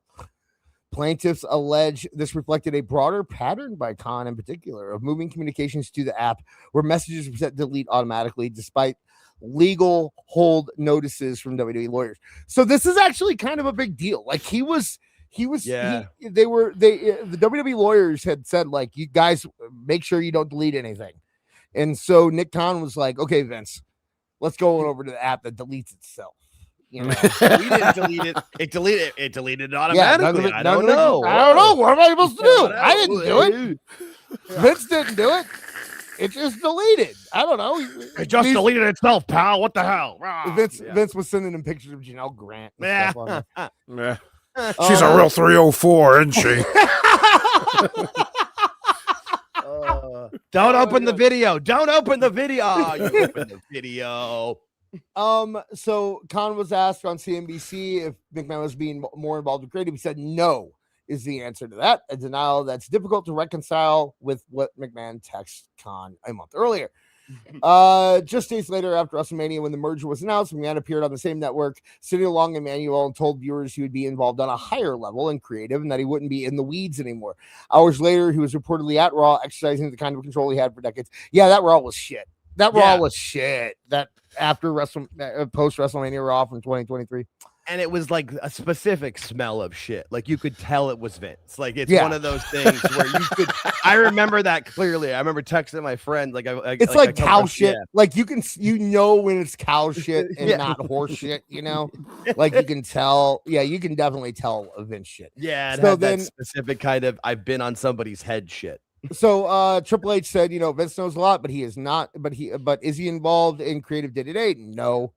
Is he in all the time? No. So he's saying no. So D-Day, this is what he mentioned earlier. This is the day that the TK deal officially closed. The one that everyone, when they were at Wall Street and they were ringing the bell. Yep. And all those pictures were taken. So these were the messages that happened that day. Paul, Triple H, Nick, just wanted to take a moment before all the craziness today. Say thank you for getting us here. If it wasn't for you, I would have been gone a long time ago. I'd have been working the indies. I would have been working for Tony Khan. Yeah. I appreciate you and all you have done and gone through. ... What up, dude? Okay. The only thing that made me dislike Triple H more based on these text messages is his use of ellipses. That's the only thing. Everything else I'm okay with. It's just I use them. Dot space. Yeah, I use them. So I just don't like. It's kind of a self-loathing. You don't like other people using them. I just it bother. I know I shouldn't use them. I kind of hate myself for using them, but I do. And I appreciate our friendship. ... It means the world to me. Thank you, and congratulations. He said the same thing to Stephanie McMahon right before they got married. Nick Khan, yo, you're my guy. You got me here. Me and you, bro. I want us to do this for 20 years and call it a 20. You're very specific. We're going to do this for 20 years and call it a day. I appreciate and admire you. And then he sent a picture of the New York Stock Exchange building with the UFC and the WWE belts on it. Very celebratory, masturbatory, even, I might say. A few minutes later, it didn't take long. Thanks. Nope. By the way, just saying, guys. Just FYI, morning. VKM looking to set an in-person meeting for today at 4 p.m. with you, Bruce and Ed, regarding talent policies. And Nick Khan says, deleted by user. And then Triple H says, done. So we don't know what that was, obviously. Oh, we know what it said. What do you think it said? Leave the bullets underneath the underneath the desk. I wonder if Nick Khan, here's my question. It almost seems, if you look at the message that he deleted and didn't delete, it almost seems like he's like, I don't want Vince knowing what I said about him. Like, that's what it comes off more like than it does 100%. Come off like I'm trying to hide. Listen, illegal. Nick Khan is playing all sides. Yes. He's great friends with The Rock. He's now buddy with Triple H at this point. and he's buttering up Vince McMahon. You know, Nick Khan and Ari are good friends. Yeah. Yep. Nick Khan is the Akadis of WWE. Plays all Sure. sides, doesn't try to hurt anybody's feelings. Friends with everybody, man. Friends with everybody. But meanwhile, he's playing a puppeteering game where he's I wish trying to pretend he's happy. And Marv said we can't lucky. use puppets, or else I would. Anyway, soon after the merger closed with Endeavor leaders Ari and Mark Shapiro overseeing WWE, both media reports and programming itself suggested Levesque, rather than McMahon, was in clear control of Raw and SmackDown. Okay. A week later, Sports Illustrated told readers that Levesque was now in full control of WWE creative, citing multiple sources. So Vince, this is when Vince came back in December 2023. Vince decided, you know what, I want back in. I'm not done yet. We're running it back, buddy. And run it back. So Triple H at 8:17 p.m. on Saturday, December 9th. It was just told by security that Vincent Kennedy McMahon is coming to Cleveland TV Monday. What's this about? And then with 6 question marks. He is fucking sweating. That's crazy. Like, think of it's so crazy how people in these positions are acting this way. This I kind of get though, because I feel like Triple H has seen that he knows that Vince doesn't want anybody in his spot. Like in Triple H is in Vince's spot, and so he knows that the chance he gets, Vince is going to knock him out. And on top of that, let's look at this from Triple H's perspective for a second. Like, there's also the whole personal aspect where it's like, this is going to affect your wife. This is going to affect your kids. This is going to affect your family. Like, there's a whole other level to this. So I get him being that upset. But, bro, why the 6 question marks, man? Like, you can... Yeah, not even just 3. Yeah, not he even, had to put an extra, or not even, or not even there. like the question mark with the exclamation point afterwards, like we do on our thumbnails. Nothing like that. He's got to have 6 question marks afterwards.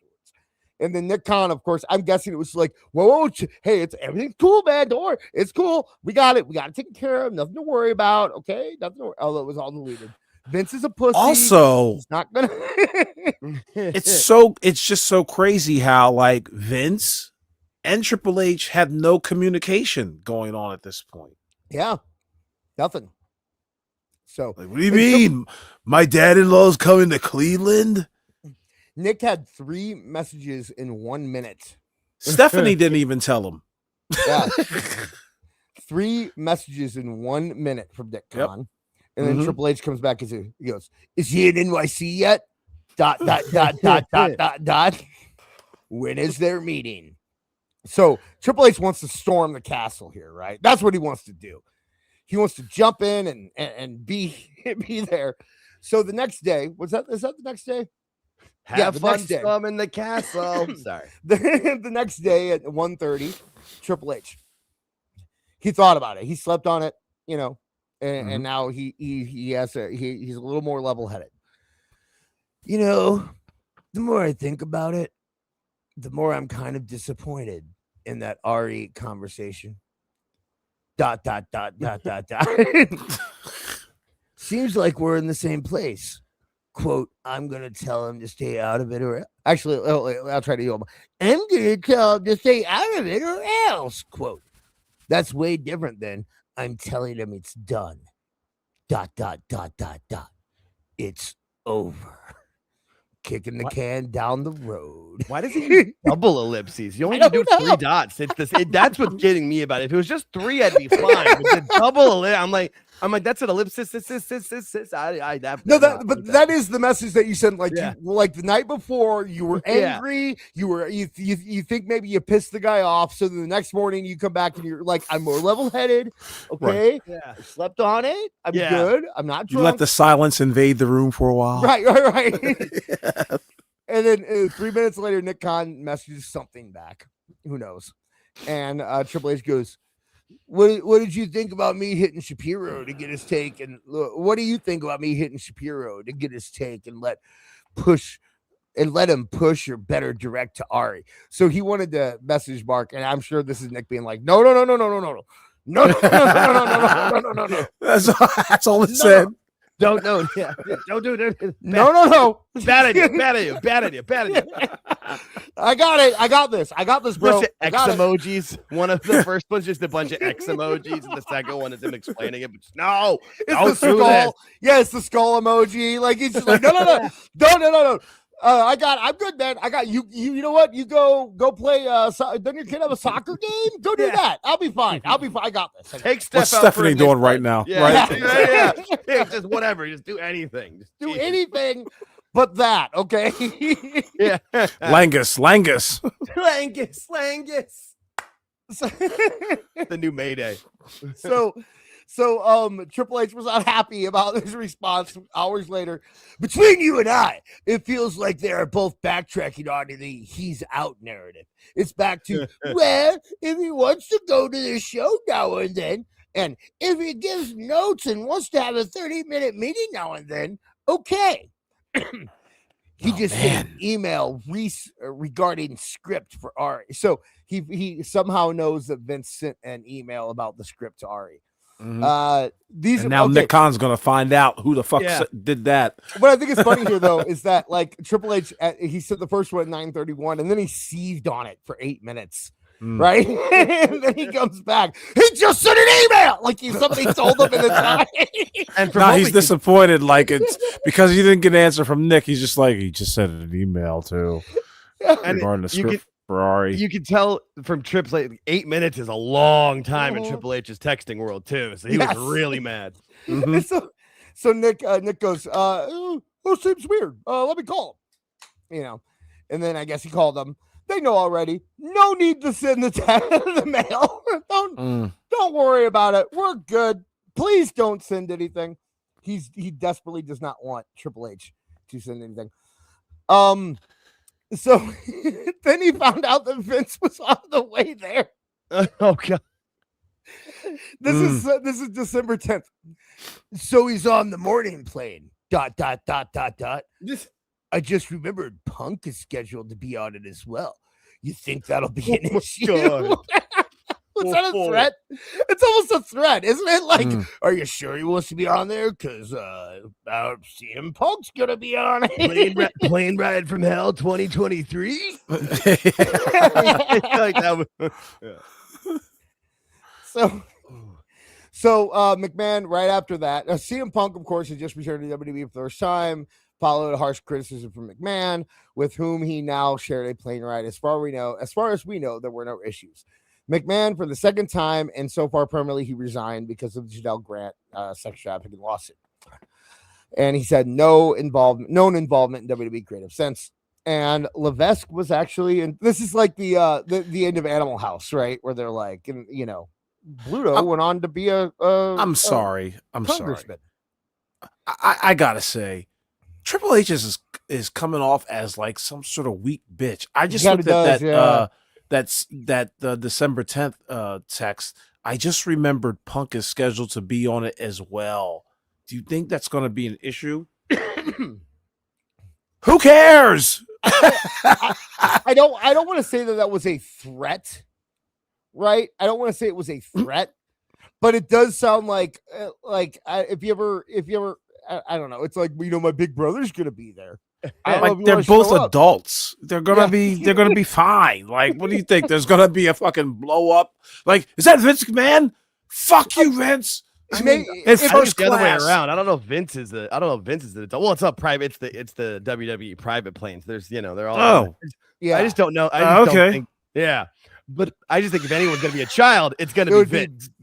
Yeah. Well, I think also this was right after Punk came back. So there's a possibility that Triple H was like, I mean, there might be a thing where maybe Punk is going to kind of tear him apart on the plane. Punk came back at the end of October of 23. Right. Yeah. So like this is fresh. Yeah. Yeah. Triple H hadn't gotten comfortable with Punk again yet. So this might have also, I mean, if there's a way you read this where it sounds like Triple H trying not to get in trouble.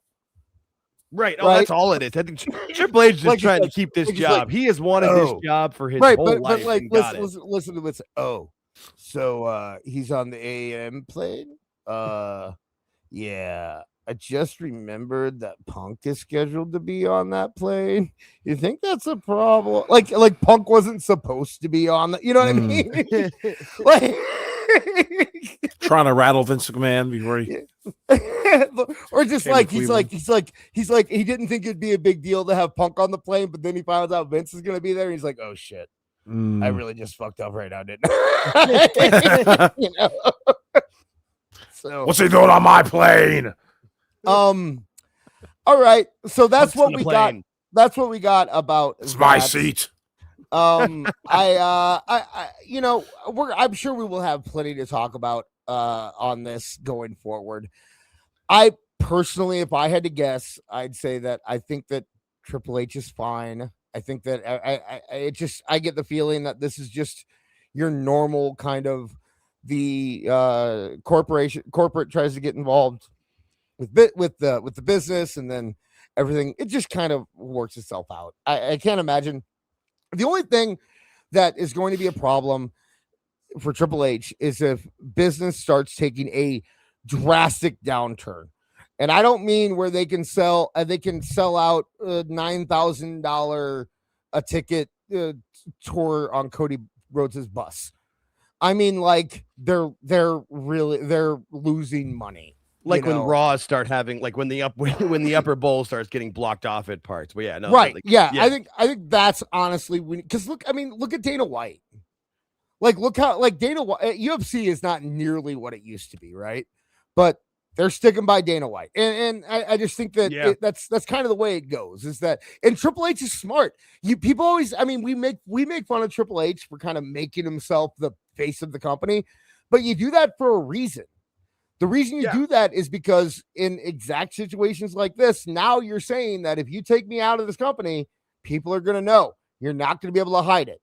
And, you know, it's smart. I mean, the Triple H but a company like TKO and WWE, they're able to sweep that history right under the carpet and just start fresh. And they'll be like, Triple H who? But in my view, it's kind of like Triple H, you're kind of insecure, and you like no one has assured Triple H this job. It seems like he's not comfortable. Like he can't be comfortable in this creative head role because he's always like somebody's always breathing down his neck. No, it seems, you know. See, to me, Triple H just seems like someone who is very politically minded. Like, like he sees every. I mean, we're talking about the guy who was called the Game, and he was called the Game for a reason. He's the one cerebral wrestler, assassin. He's the one wrestler who somehow got to run the company, right? So, like, he's a politician. He knows how to work things. I think he's going, and if he gets thrown out of WWE, that's the threat, right? It's not that, like, will he be erased from WWE? Sure, WWE fan, but what could happen is that the name value of Triple H and possibly a Shawn Michaels and an Undertaker and the guys that, you know, Triple H's buddies who would probably go with him could make a big impact somewhere else, you know. And so I that's why I just think it's a non-issue. I think that Triple H will be with that. I think that Triple H will be that company as long as he wants to, and probably will be moved up into a board position or something when he's done on creative. I think that WWE is going to be cycling through heads of creative probably every 10 years or so at this point. So Triple H might only have like 5 years left. You know, I mean, we that's the thing is that we don't really know what the structure is here. But if I were running a wrestling company, I'd probably want my head of creative to change about every decade. You know? Yeah, and just I think as you've heard about from every booker ever in this industry, like you burn out at some point doing that. What was the old thing of like, you know, the Ernie Ladd thing where you got to like wring your brain out, or you hear like, you know, right. Like it was Ole Anderson. He's like, you guys can take time off and away from it. But I'm using my brain. I can't shut my brain off. Like, yeah, that's what we talk about with Tony Khan. Like you're eventually going to get burnt out booking every single week, all the time, and dealing with all the talent and everything. Yeah, I wouldn't be surprised if in 5 to 7 years, Triple H just like, you know, leaves the business to somebody. I don't know. Well, I mean, like, you know, it's just the people that are talking about taking over are guys like Seth Rollins and CM Punk and Shawn Michaels and Bayley. And these are the names that you hear a lot of times about the next wave of creative. These people are not, we're not talking 20 years from now. These are people that you're talking about in the next 10 years. So you have to imagine that Triple H, I mean, I that's what I think the pattern's going to be, is that I think you're going to have somebody for maybe a decade, then they move up in the corporate structure. They go on to be a board member, or maybe Triple H will go and launch WWE Japan or something, and somebody else will be in charge, and it'll just kind of be that way. I've always seen Cody Rhodes like trying to angle, I mean, he looks like he's destined for the job. But you know who I also think would be a good pairing with Cody Rhodes? The Undertaker.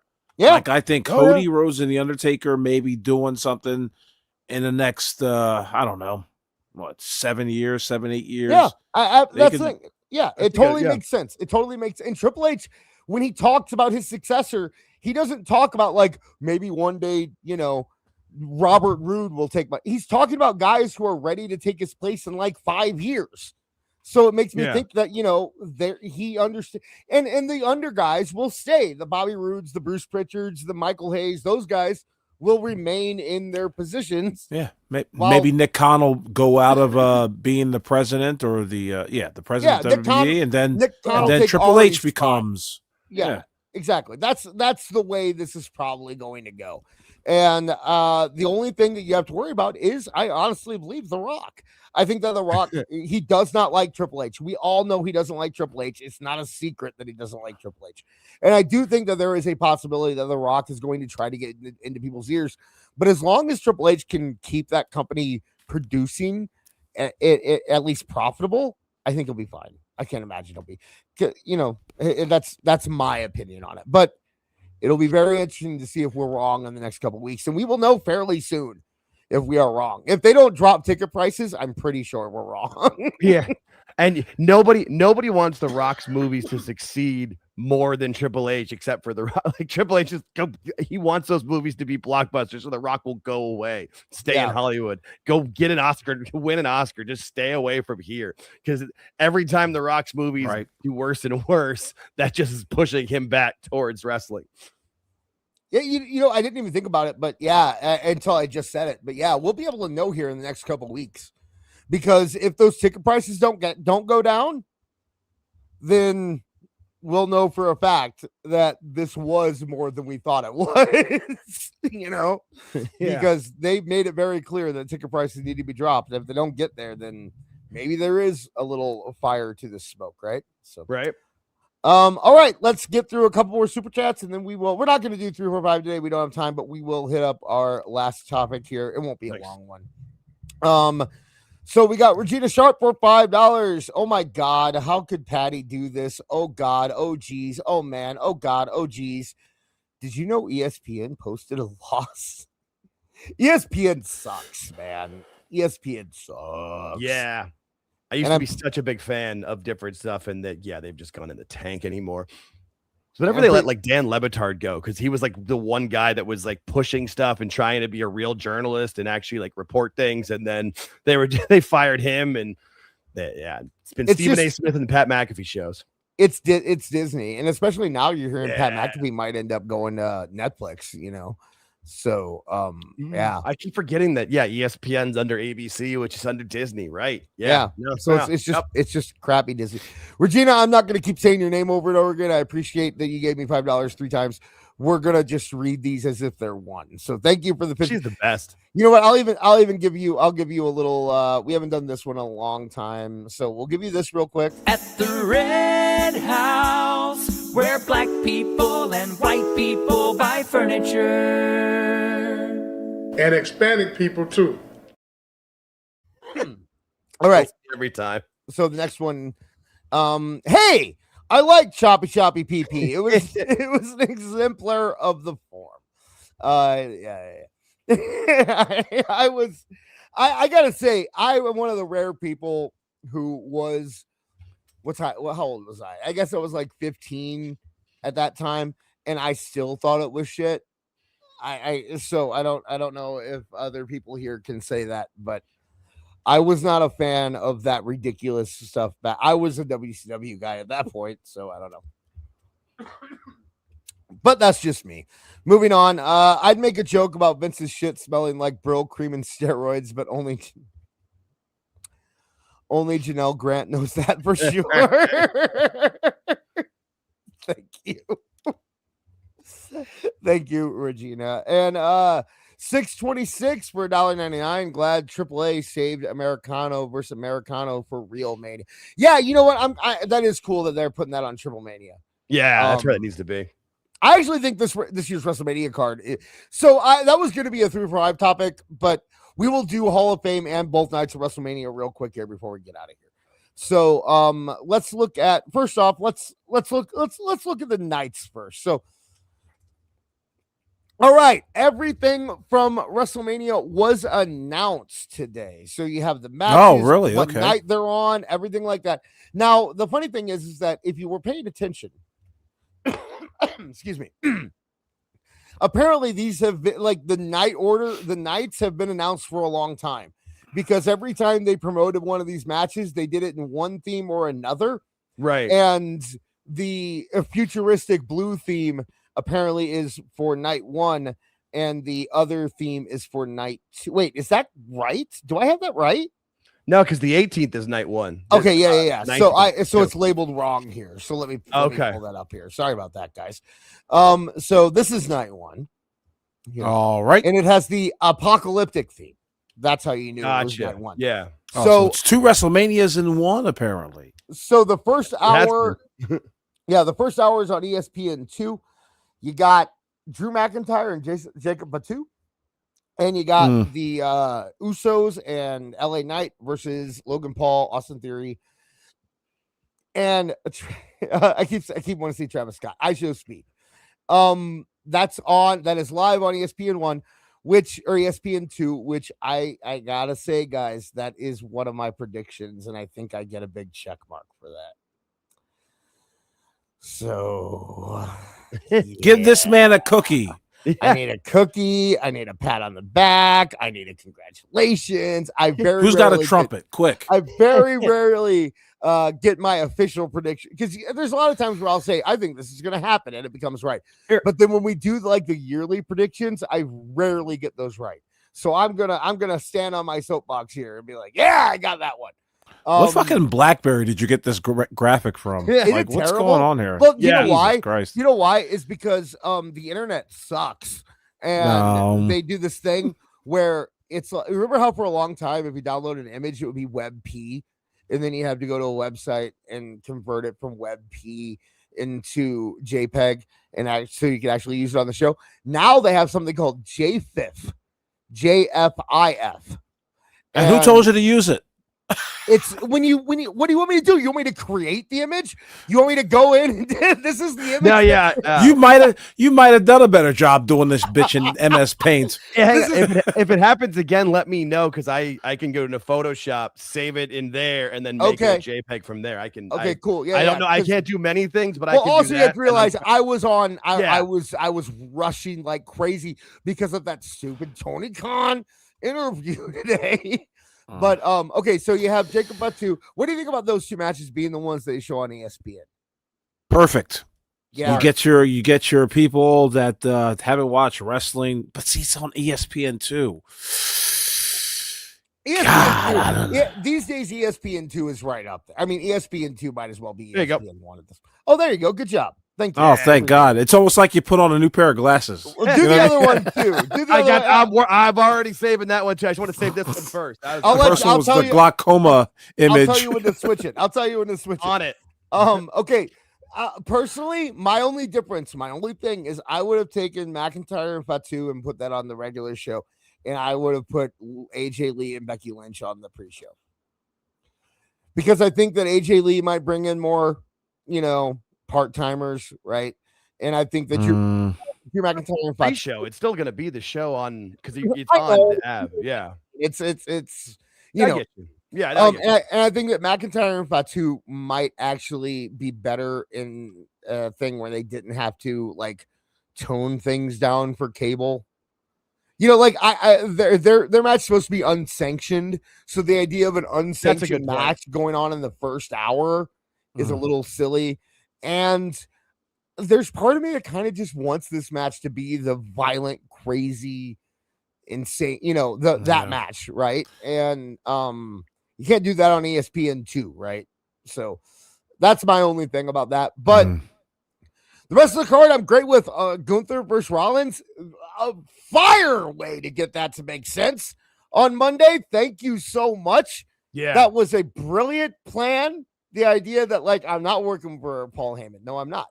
He is doing this strictly to get a match with Brock. He is getting Brock Lesnar's career out of doing this match. And I think that's brilliant. I think that's a fantastic workaround. What do you guys think about that? We haven't talked about that yet. Yeah, no, that makes a ton of sense. I liked it. Awful. What do you think? Sure. Okay, good for you. I mean, it's not even a match that I'm really interested in, so that's why I'm like, are you whatever. really? See. I don't interested in Gunther versus Rollins. About this, I like match, Gunther, not so much a big fan of Rollins. I'm not a big fan, although I will say he's been much better since he came back and he's laid off the Joker stuff.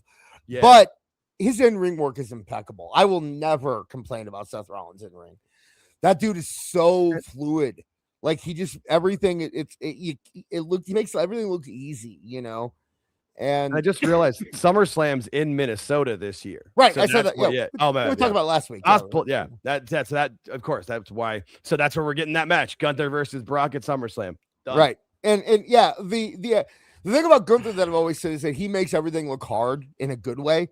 He makes everything look very difficult. Like, I can't be a wrestler. Seth Rollins, on the other hand, makes everything look super easy. So the idea of them two going after each other, I'm into it. AJ Lee versus Becky Lynch, whatever. People like it. AJ Lee cut her best promo ever on Monday. When? On Monday. Her segment with Becky Lynch. That was the best. Oh, are you kidding me?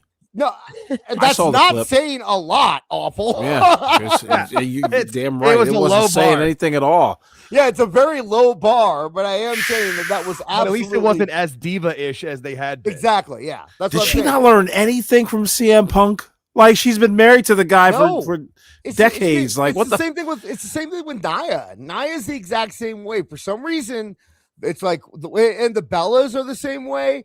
And they're all. It's like you learn that way, and you can't get off of it. And that's the way you do it. You have to. So that's why I said this past Monday was the best thing she's ever done. Not saying it was good, right? But for AJ Lee, it was the best thing she's ever done. It was just another shitty. So awful. Then what was the best thing AJ Lee ever did? I don't know. I don't make those kind of pronouncements or because I'm right. Comparisons. I'm not saying it was good. I never said you were wrong. Was the best thing. I didn't say you were wrong. Yes, you did. You said no. You said no. You said no. Anyway. Check the tape. Yeah, rewind it. Rewind the tape. Then you have the women's championship fatal 4-way match. Night one out of it's sucky. Yeah. It stinks, except for that Liv Morgan Stephanie Vaquer match. I'm very interested in that. Well, I mean, Orton Cody's going to be good. It's right, and they're hedging their bets at that being where they put everything into. Liv Vaquer, that whole thing last night. I feel so bad for Roxanne. Oh, you do. I like Roxanne, and it seemed like they were ballet. It seemed like they were doing something with her, with Finn Balor and that whole stuff, but now she's out apparently. Yeah. So but yeah, so you have Morgan and Vaquer. You have the women's 4-way, which I like that Bailey's getting on Mania. I'm a Bailey fan, but other than that, I don't really care about that. Yeah, that match is just to get eight people on the card, have the Bellas win the titles for the first time. It all makes sense. So for me, I mean, the highlight for me, Max is really looking forward to the 6-man, which I get. He's that age group. He should. Yeah, target audience, right? Yeah, target audience. I think that I'm looking forward to going through Rollins. Of course, Fatu and McIntyre is going to be fantastic. And Morgan Vaquer is going to be good. Orton versus Cody. The match should be good. I don't know what they're going to do. It's intriguing at least because I'm curious to see what kind of fluff they put around it. Yeah. But overall, I mean, I won't hate myself watching, right? So Switch over to night 2, Jake, if you could. Absolutely. All right, night 2. Now this one, on the other hand, so the first hour on ESPN is going to be Femi versus Lesnar. Lesnar wants out of there quick. Yeah, you knew that. Yeah, it was going to be the main event. That's leading off the show. Yeah, I love that joke, but we already debunked that. Apparently, Lesnar likes hanging out and being a part of it. So Lesnar wants an early night. Yeah, exactly. I think I honestly think that this is going to come back around at the end somehow. I think there's going to be, but it is okay. Let's be fair. It is the right way to open the show. If it's not going to close the show, it should open the show. And putting it on ESPN is smart. Like that's something that will that catches your eye when you see these two guys. Not that the match is going to be long, so you got to be tuned in quickly. But like if you were flipping through or just if you were curious at all, that is a great way to come in. Like that's exciting. And you know what? The ladder match. Usually, I'm not a big fan of these multi-man ladder matches, but keeping it, I was kind of happy they were keeping it at 5. But then they added Ray, but Ray's not going to do nothing. So, and again, just like he's going to play it safe. Yeah, you get 6 people on the card. It's great. I mean, that makes sense. And like Javon had to get on the card. You needed him on the card. I'm hoping Javon wins. I think every single one of these guys can have a good match if they want to. It'll be a fun match. It's a good thing to have on the first hour on ESPN. Yep. I want Javon to win. I won't be upset if Rusev or Penta win. Yeah, I think Rusev should win. Yeah, you got it. I mean, Javon is going to organically grow. Rusev might need the little push. Rusev, you know what? I'm with you, Awful. Rusev or Penta? Because I think Penta having a long reign would help him a lot. Right. He's over with or without the championship. Yeah. Rusev might be the one that needs that belt in order to become. But you know where he's more over with that championship is AAA. Him having that title in AAA is a big deal. So there's some crossover. Like I said, either way, I'm cool. Either Rusev or Penta. I'm really not going to be upset about Javon Evans winning either. The only people I'd be upset about is like Mysterio and Dragon Lee. Well, see, I could see Ray winning it to start a feud with Dominic again if they were going to do something there. I could see that, but I'm with you on that. I kind of think it's going or JD McDonough. I like JD. I like JD McDonough a lot, dude. I think JD McDonough is one of the most underrated wrestlers in the world right now. So yeah, I always put that guy over. He's one of those things where you might people might call him a carpenter because he can build a good match, but like I've rarely seen much out of him in ring that's bad, and he's obviously willing to do whatever because he's hurt himself like 4 different times. Yeah, and his character work is coming along really well too. I really actually kind of dig the Judgment Day now. I was talking, I can't remember, I think it was JJ Alexander that I was saying, like, I think it's time they need to go with that street trash word, right? That like name. Like that makes sense now. Oh, yeah. With Rey Mysterio and JD and Liv and Dom Mysterio. Yeah. Dom Mysterio. Yeah. And with that crew, like street trash just makes sense. And I would totally watch it was Matzo Balls. Matzo Balls was one. But I would totally watch a Jersey Shore reboot using them. Yes. Absolutely, 100%. I didn't think of it that way. You hadn't sold me on it till just now. Now I'm sold. Yes. I'm in for that. Trick Willie versus Sammy. If Trick doesn't win, what are we doing here? Yeah, guys? What are we doing here? That's clearly no. That's why he's got little Yachty with him. Like that's why I was saying, I don't know if I think it was on this show either last week or the week before, where it's like, I know people are saying, oh, the double turn. The double turn's kind of already happened, and Friday proved that. Like Sammy's getting now, honestly, go ahead, Awful. Do you think Zayn's going to carry Williams to a good match? Why would Sammy have to carry Trick Williams to a good match? I don't know what that means. Like, is he going to make him look good? Okay. Is he going to make him look good is a very different question. Yeah, I'm sorry. Trick can wrestle. Trick's good in the ring. And I was going to say Trick can wrestle. Whether Sammy's going to actually, that's the only thing I do get worried about is Sammy likes to be the sympathetic guy, so he might, I don't know. I think he'll kick out at 3.5. My ideal situation would be both of these guys coming out as heel on the other end. I don't think Trick needs to be a face right now. I think he's doing good as a heel. But like being that heel that like people like, it's going to be the Rock treatment. Yeah, exactly. Yeah. But I don't want to see him kissing babies and doing that kind of crap. Ripley versus character. Yeah. Ripley versus Jade. Jade. People are really down on this match, but I think it's kind of leveled up Jade a little bit. A lot of it in my eyes, and I think she's gonna win. Yeah, I think Jade's looking really good here. I think that it makes a lot of sense for her to have a crew behind her. I think they actually did an okay job of explaining why BFAB and Machine. I know people are kind of like, why would they ever go? But it's like, yeah, because they were feuding with Jade for months, and then Rhea Ripley just shows up and gets a title shot. So they're like, well, fuck it. Why should we, and then Rhea comes out talking like she's the locker room leader and defending the locker room, and she's, all the people that Jade held back, and they're like, well, you're doing the same thing, Jade, Yeah. So I think it makes sense personally. But I hope Jade wins. I want Jade to win and then her to go on to feud with Bianca. That would be and then Rhea Ripley needs to become a heel, just like Vince McMahon Rhea Ripley needs to be a heel. I see a heel. Yeah. I am so tired of face Rhea Ripley. 1000%. Until the audience isn't, I don't think that's gonna happen. Yeah, unfortunately. Yeah, because I'm with you guys. I agree. And not so much she needs she needs some sort of change, but those damn bisexual women who love Rhea Ripley, they really do. And the pop she gets, you can't deny that. It is what it is. We'll see. I'll see what I wonder if maybe Bianca can make her return. Come on, bisexuals. Make up your mind. Pick a side. Stop being so wishy-washy. What are you, agnostic? Yeah, come on, Jesus. So you're gonna drive with the yellow line in the middle of your car. Come on. Yeah. Quit sitting on the fence and liking it. Did you say scissor on the fence? Sorry. Heyo. Okay. You got the Demon versus Dom. This will be fantastic. I don't know why they gave away. Actually, you know what? Never mind. Yeah, give away that he's gonna be the Demon. You might get a sale out of it. I get it. Big people.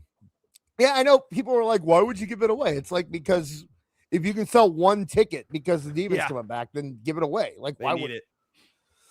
I don't know. I don't care. I mean, I think who really does, who really is, my kid is very excited about the Demon coming back. So there you go. That explains it all, right? Yeah. Because it really doesn't, it's not going to change the match at all. It's not like the match would be any better if we didn't know that he was going to be the Demon beforehand, So I don't know. And the main event of all main events, night 2. Truly, the more I think about it, this truly is one of the biggest main events that they've had in a long time. Just in terms of how long, the history behind it, the names behind it, if you would have told somebody that this was going to main event WrestleMania in 2026, in 2023, they would have just laughed at you. You know what I mean? So it is truly a huge main event with CM Punk versus Roman There's Reigns. actually only one main event probably bigger than this. And What's that? That is if Cena had not retired at the time that he did. Cena versus Punk for the championship, or Roman versus Rock. I think those are the two true. that could be True. bigger. Yeah. So But this is one of those matches where it's just like, well, who's actually going to win? You have no idea. Who do you see on Monday after WrestleMania with the championship? The only thing, because there's parts of me that thinks like, well, maybe Roman wins and they just go back to doing the bloodline stuff. Like I could, it's possible, especially with the way everything else is lining up. It's totally possible they could do bloodline again. But is Roman really going to stick around? Like that's always the question. Is Roman going to stick around? I don't think he ever will. I don't think Roman is ever going to be back full time. No, especially when you talked about it with his family. What I kind of think might happen too is like they might have the Usos try to come out and like you almost go back to the bloodline, but somehow that gets stopped. Now by who and why, I don't know. But what I would do, like I said before, what I would do is I would have every single person who's ever interacted with CM Punk or Roman Reigns interfere in this match. And then at the end, you just have Oba come out and beat the shit out of everybody. And then just be like, that shit is done. We're done with that. No more bloodline. No, none of that. He just lays waste to everybody. He just kills bloodline is murdered. Everyone. And he's like, it's me now.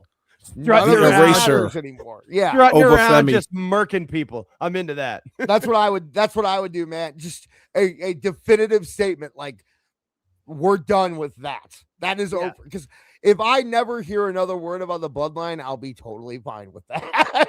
It's it hasn't worn out its welcome yet, but I can feel it coming. You know what I mean? Like I can feel it. If they went back into it and it was anything more than like a couple of weeks storyline, Right. It would be cool for a minute, a little nostalgic, but after it would run its course. It's not old enough to be nostalgic yet. Right. So you gotta let it die, and every time you think it's dead, Roman shows back up and throws that finger in the air, and then the Usos come a running, and then we're at the bloodline back, So I just it's I'm ready for it to be over. So in addition to that, though, the other thing that we wanted to talk about tonight is the Hall of Fame. This will be the last thing we do, and then we'll hit up the last couple super chats and get out of here. But all right, we have my glaucoma came back. Yeah, your glaucoma came back. My glasses fell off. So the Hall of Fame, we have the immortal moment, which is Hulk Hogan versus Andre the Giant. I personally think that this should have been the first match inducted into the Hall of Fame, but what do I know, 100%. right? That was what I said last year. I was like, what? I don't know why 100%. Any match other than this being inducted first is crazy. Demolition, Stephanie McMahon, AJ Styles, Dennis Rodman, Bad News Brown, Sid.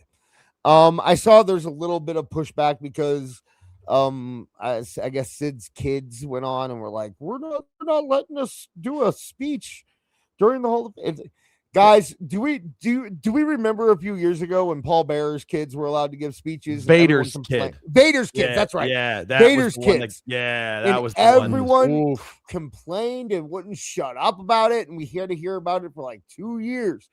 That's why you don't let non-wrestlers accept these things, okay? Is there anything to really talk? I mean, Dennis Rodman, what do you guys think about Dennis Rodman? He lives in Vegas, doesn't he? That seems like an easy one there with that. Yeah, don't have to pay him to travel.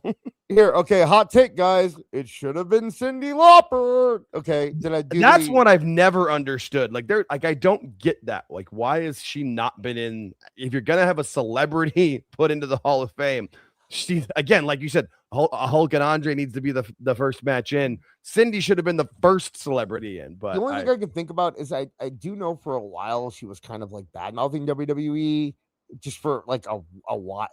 She's very political sometimes. They're a part of the Illuminati. Oh God, I was not prepared. You turn the belt on the side, it says 33.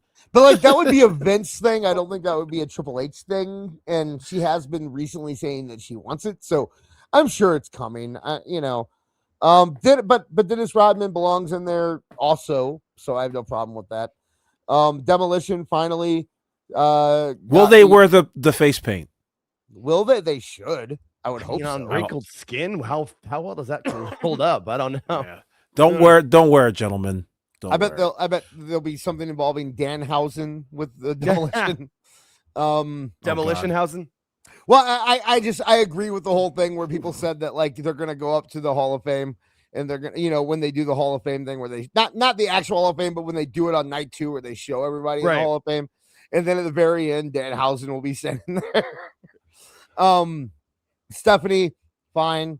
AJ Styles, of course. Bad News Brown, love Bad News Brown. I have no complaints about this. I appreciate the fact that they're making a smaller class. Yeah. I'd rather they do that than just kind of overload. Doesn't need to end at 2 a.m. Eastern time. And I especially appreciate the fact that they are not going to they're not doing it in the arena with SmackDown anymore. Yeah, no, the place they're doing it at, the Dolby Live, is really nice. Actually, it's inside the Park MGM in Vegas. It's a really nice place. The 2027 Hall of Fame class, the Conquistadors. Well, okay, so they're running out of people real quick. Well, okay, so I think next year you'll probably get Cena, I imagine. Batista maybe, like they can go that route. I guess so. Yeah. Are the Hardys in yet? The Hardys are in, aren't they? No, they are not. Because there you go. Yeah, because Jeff, they offered Jeff to go in on his own if he stayed, but then before he left for AEW. Yeah. And remember, next year's Saudi, so yeah, it's gonna be big names, and there's gonna be Oh my big goodness. paychecks. Yeah. So Cena makes sense. Batista makes sense. Yeah. And the match can be Colonel De Beers. The match can be The Rock and Hulk Hogan. So I was thinking the first main event, the Hulk and Mr. T versus Roddy. Nah, Rock and Hogan was way bigger than that. I agree. I just bet if you're trying to all right. And Bray Wyatt. Rock can be there. Oh, that's a good one. Bray would be a good one. Yeah, Sabu, Mucka Singh. There's still plenty of people out there.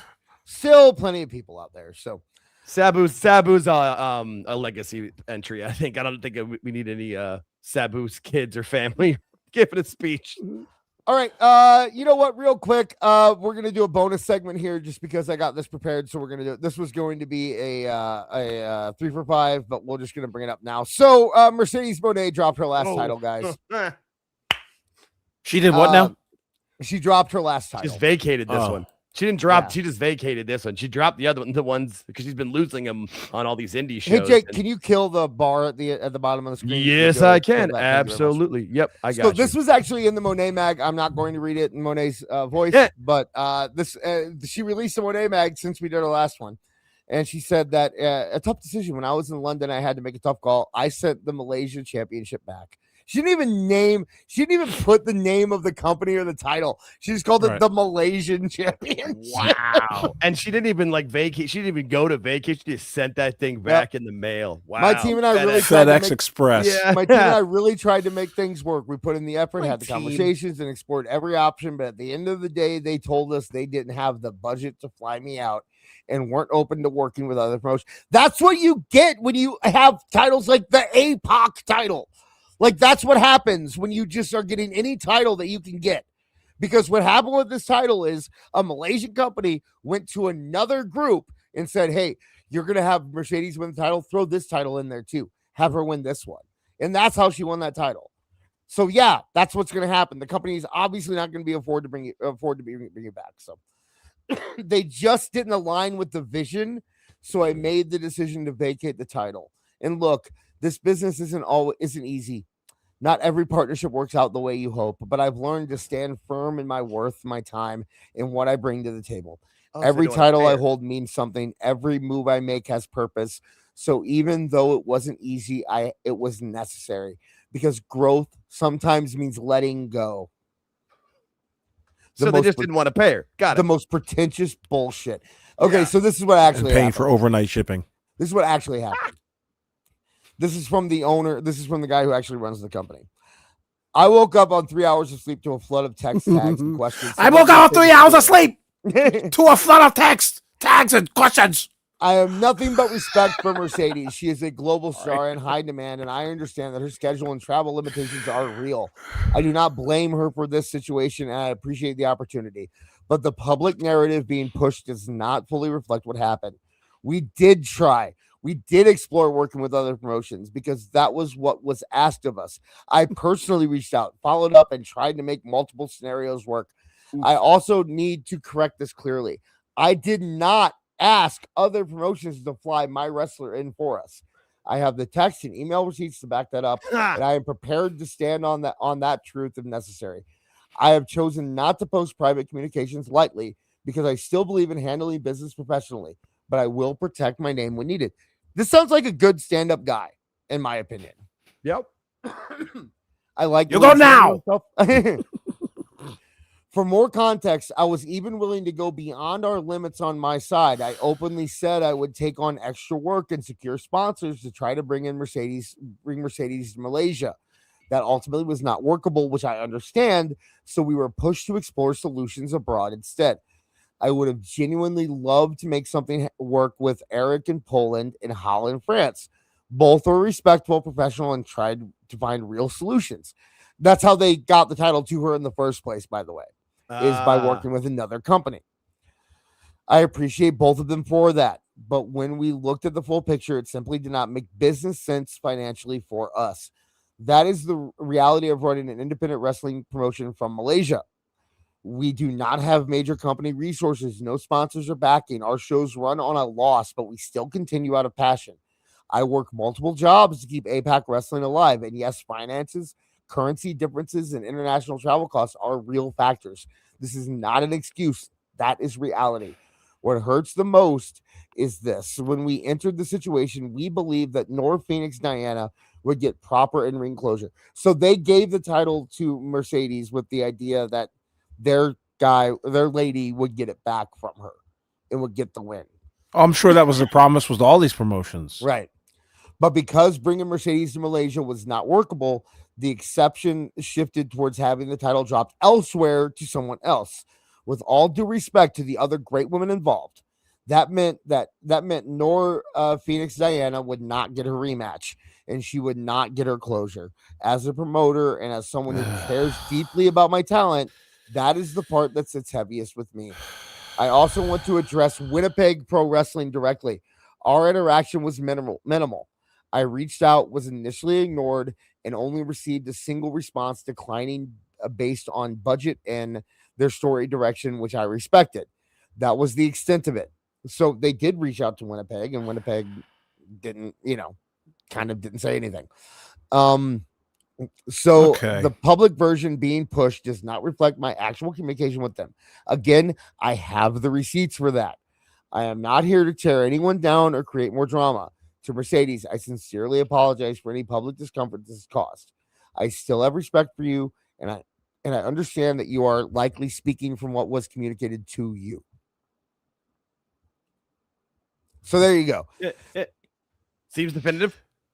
I know, like here's the lesson to learn from that. When you're gathering up all the different belts from random indie companies, make sure they can afford it, right? Like, that's the problem, is that they just didn't care. Any company who will give us the title, give it to me, and we don't care about how we're going to get it back. You know who should have paid for it? Tony Khan. Because remember, we heard the story. We heard the story about how Tony Khan let her use her private jet to go over and win the fucking belt. Now it's time for her to drop it. You better send her back. I'm sorry. Yeah, 100%. We said a lot of nice things about Tony Khan today, but buy a business class ticket for her. Like, you can afford it, Tony. It's fine. Do something, because yes, all those titles helped her on your television. You paid for her to go win those. Did titles. they though? They were supposed to. That was the idea. In his mind, yes, because they were on a great run of shows, the best run of shows they've been on. Right. That was the whole point. The whole point was that it was supposed to help him. So if you're paying for her to go there and win the titles, then you need to pay for her to go there and lose the titles. Period. Case closed. That's my opinion. You can disagree with me all you want, but I believe that the blame is squarely on Tony Khan in this situation. Even above Mercedes, and I'm not somebody who's going to defend Mercedes, but Tony, remember how much Tony would brag about how he sent her, he let her use the jet to get over there, and when she bragged about being the highest paid female wrestler, like, why couldn't she? Like, she couldn't take a pay cut to go there, and I know they got it through other companies to get the belt on her, but why couldn't she just figure out a way to lose it where the company so they can sell tickets? And it sounds like they were trying to set up a situation where they could get their like that Nor whatever Diana over somewhere else and have her beat Mercedes for it, but like nobody would pay her to go over there. Like, come on, guys. You know, if you want, don't do business with a wrestling company out of Malaysia. If that's all. Right.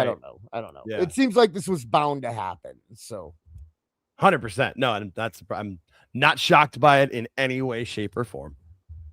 Any last words, Awful? I got nothing to say about this. As important as she won them is just as important as she lost them, which was no import at all, really, because there's nothing to say. I got nothing to say about that broad. Fair. I think it's a real shitty thing to do. personally, Okay. But I think she's a real shit. I think she's real shitty, so that makes sense. I mean, if it was just a matter of like, hey, we want to bring Mercedes in, we couldn't afford her, it didn't work, fine. But like, if you're gonna take their title, if you're gonna take that cred and use it for yourself, you do owe them a little bit on top of that, in my opinion. But whatever. Regina Sharp for $5. Honestly, with all these large group matches and the unsanctioned, it feels a little like AEW light right now.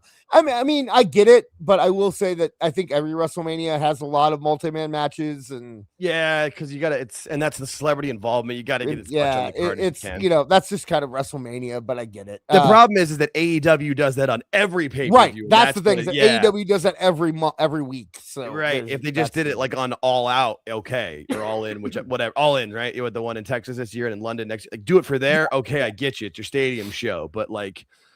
I mean, Revolution had 12 matches on it, and the one it's this Sunday is the next pay-per-view, and that's gonna have probably and the Revolution that had 12 matches on it had multiple multi-man matches on it. So Another question that Vince Russo or Coachman didn't ask of Tony Khan, like, why are your matches so fucking long? Why are your pay-per-views so long? Yeah. We got Hermage for $2. Rock versus Reigns for the People's Championship. I mean, you think he's gonna bring that back when Rock comes back? You think he's gonna still have that stupid title, the People's Championship? Yeah, no. I don't know, man. He brought it back last time. He carried it out like it was a real thing. Like he really does try to make that a thing. So. And our last one here is you and Cumia for $1.99. If I watch the ceremony, it's for demolition. Hey, AJ Styles is going in, man. Bam Bam Bigelow's going in. Sid's going. It's a good year. I think it's a good year. Bad News Brown. Bam, not Bam Bam. Oh, yeah, Bad News Brown. Sorry. Bad News Brown's going in. I tried to whitewash it.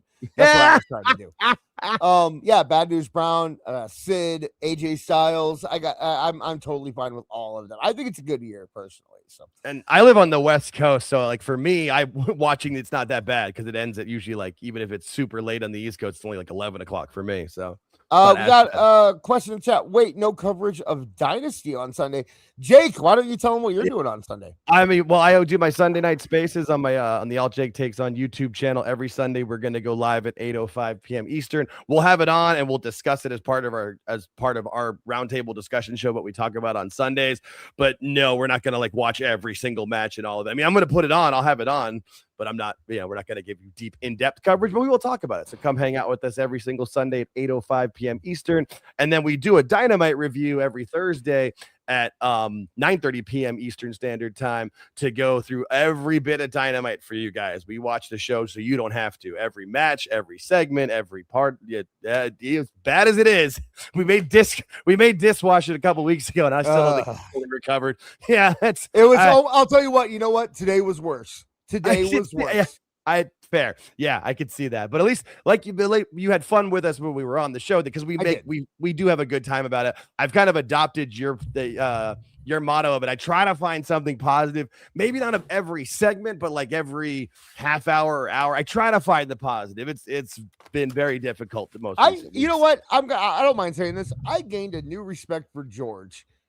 He's my guy, man. I like his straightforward, like he's so lovingly autistic. I love And what's great is like for me, like when we first started doing this a year ago, he was really way more in his shell, and like we only did the one recorded podcast. Now we barely even do the recorded one anymore because we don't have as much time, but we really have been enjoying going live twice a week on the channel. And both live shows were his idea. He's really come. I like when he gets fired up and angry and gives his opinions of it. But yeah, come hang out. And we're looking for more subscribers. We are at like 530. We are on the march to 600 and beyond, and hopefully be at 1,000 by the end of the year. The altJake Takes On YouTube channel, youtube.com. Hey, by the way, 626 for the record. I was not insulting him by calling him autistic. I did not consider that an insult. I think it's a wonderful trait. My son is autistic, so awful. What you got, sir?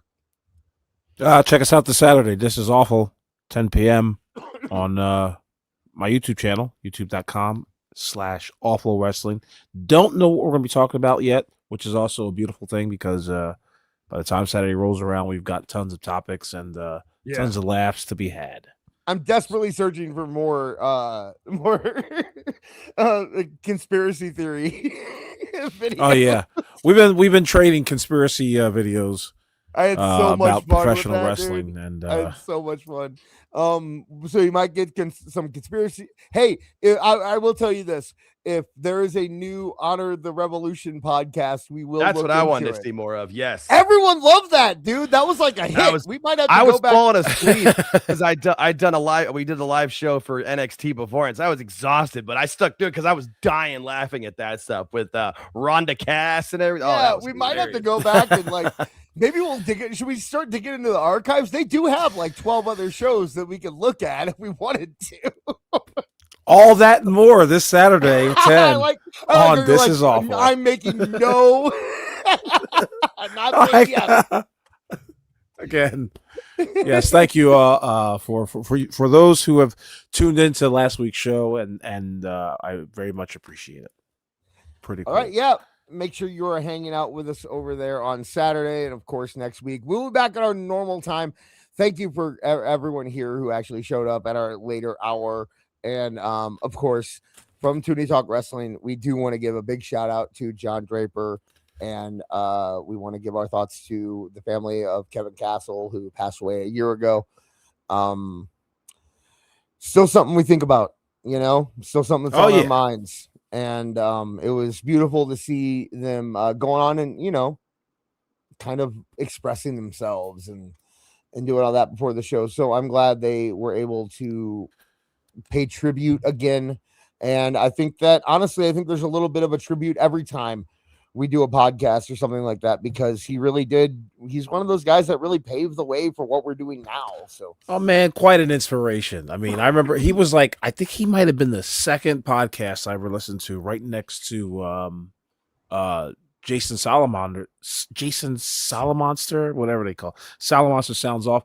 I mean, it was him and it was Kevin Castle and Don Tooney. And that's when I learned about, Wrestling Soup and all that. But I wanted to say while I was listening to their spaces, just Kevin Castle was like one of those guys that was just like, it wasn't like, hey, everybody, welcome to Wrestling Chat. It was just like very authentic, very real talk. Kevin Castle was a funny dude. I remember they did Tooney Talk Wrestling's Wrestlemania post show, and they took over. It was so great to listen to because they just all knew what they were doing. So way back in the day when I was doing a podcast, like my first podcast, not this podcast, we got to be on a wrestling podcast network, and the guy running the network was actually like in a feud with Wrestling Soup. You know what I mean? Like, remember the old podcast feuds that would always happen where, like, one podcast group would go after the other podcast group. And it'd be a big we're trying to start those up again. Yeah, we're take that. Take that, Chris Connor. Anyway, but they had a bunch of those back in the day, and I didn't realize I was part of a war, but I was kind of thrust in the middle of it. So I was kind of like against Wrestling Soup, and I didn't even. And then I remember hearing them at one point being like, "These guys are actually really funny. Like, why are we not like them?" And then I found out that both of them were under Don Tooney and Kevin Castle. Like, they were the kings, and these were the podcasts that were fighting to be their, underlings or whatever. And it was fun kind of being thrust into that world without being known. I didn't know anything about them before that. And then I became a fan, and that kind of led me to where I am now. Honestly, they were Wrestling Soup, and Don Tooney and Kevin Castle were kind of one of the only things that I kept up with while I wasn't watching wrestling for those years, Yeah, so it would always be great because like Don Tooney would always like over explain maybe something about a wrestling match, and then he'd kick it off to Kevin Castle. Kevin be like, yeah, I mean, it was okay. But, it's very much like what we do, and where I get very excited about something, and then you're like, okay, I guess, So But yeah, if you guys missed that, head on over to Twitter and look up John Draper, and you'll be able to find the replay. Highly recommended that you check that out. But yeah, so thank you all for hanging out with us tonight, and I want to thank Awful. I want to thank to Jake for hanging out. Make sure you check out the description below. You can get all the links to all the channels, including Kev, including Marv, including Neckbeard, and all that good stuff. Subscribe, it's free. We will be back. We will be back next Tuesday at our regular time of 8 p.m. Eastern, 7 p.m. Central Time. We also have shows that we've already said. You can check out those between then. And yeah, so until then, I guess it's time to say, now get out of here! Now, Perry the Platypus, feel the wrath of my thank you-inator! Thank you, you piece of trash. Thank you. Thank you. Thank you! Oh, I suppose you want me to say thank you. Well, you know what? Saying thank you is like jobbing. Thank you! I got a little message. Thank you. Ooh, yeah. Oh, thank you! Oh, thank you! Thank you! Thank you! Thank you! Thank you! Thanks? For what? Hi-ho from all of us here at Tooney Town. Thank you! And viewers like you. Thank you.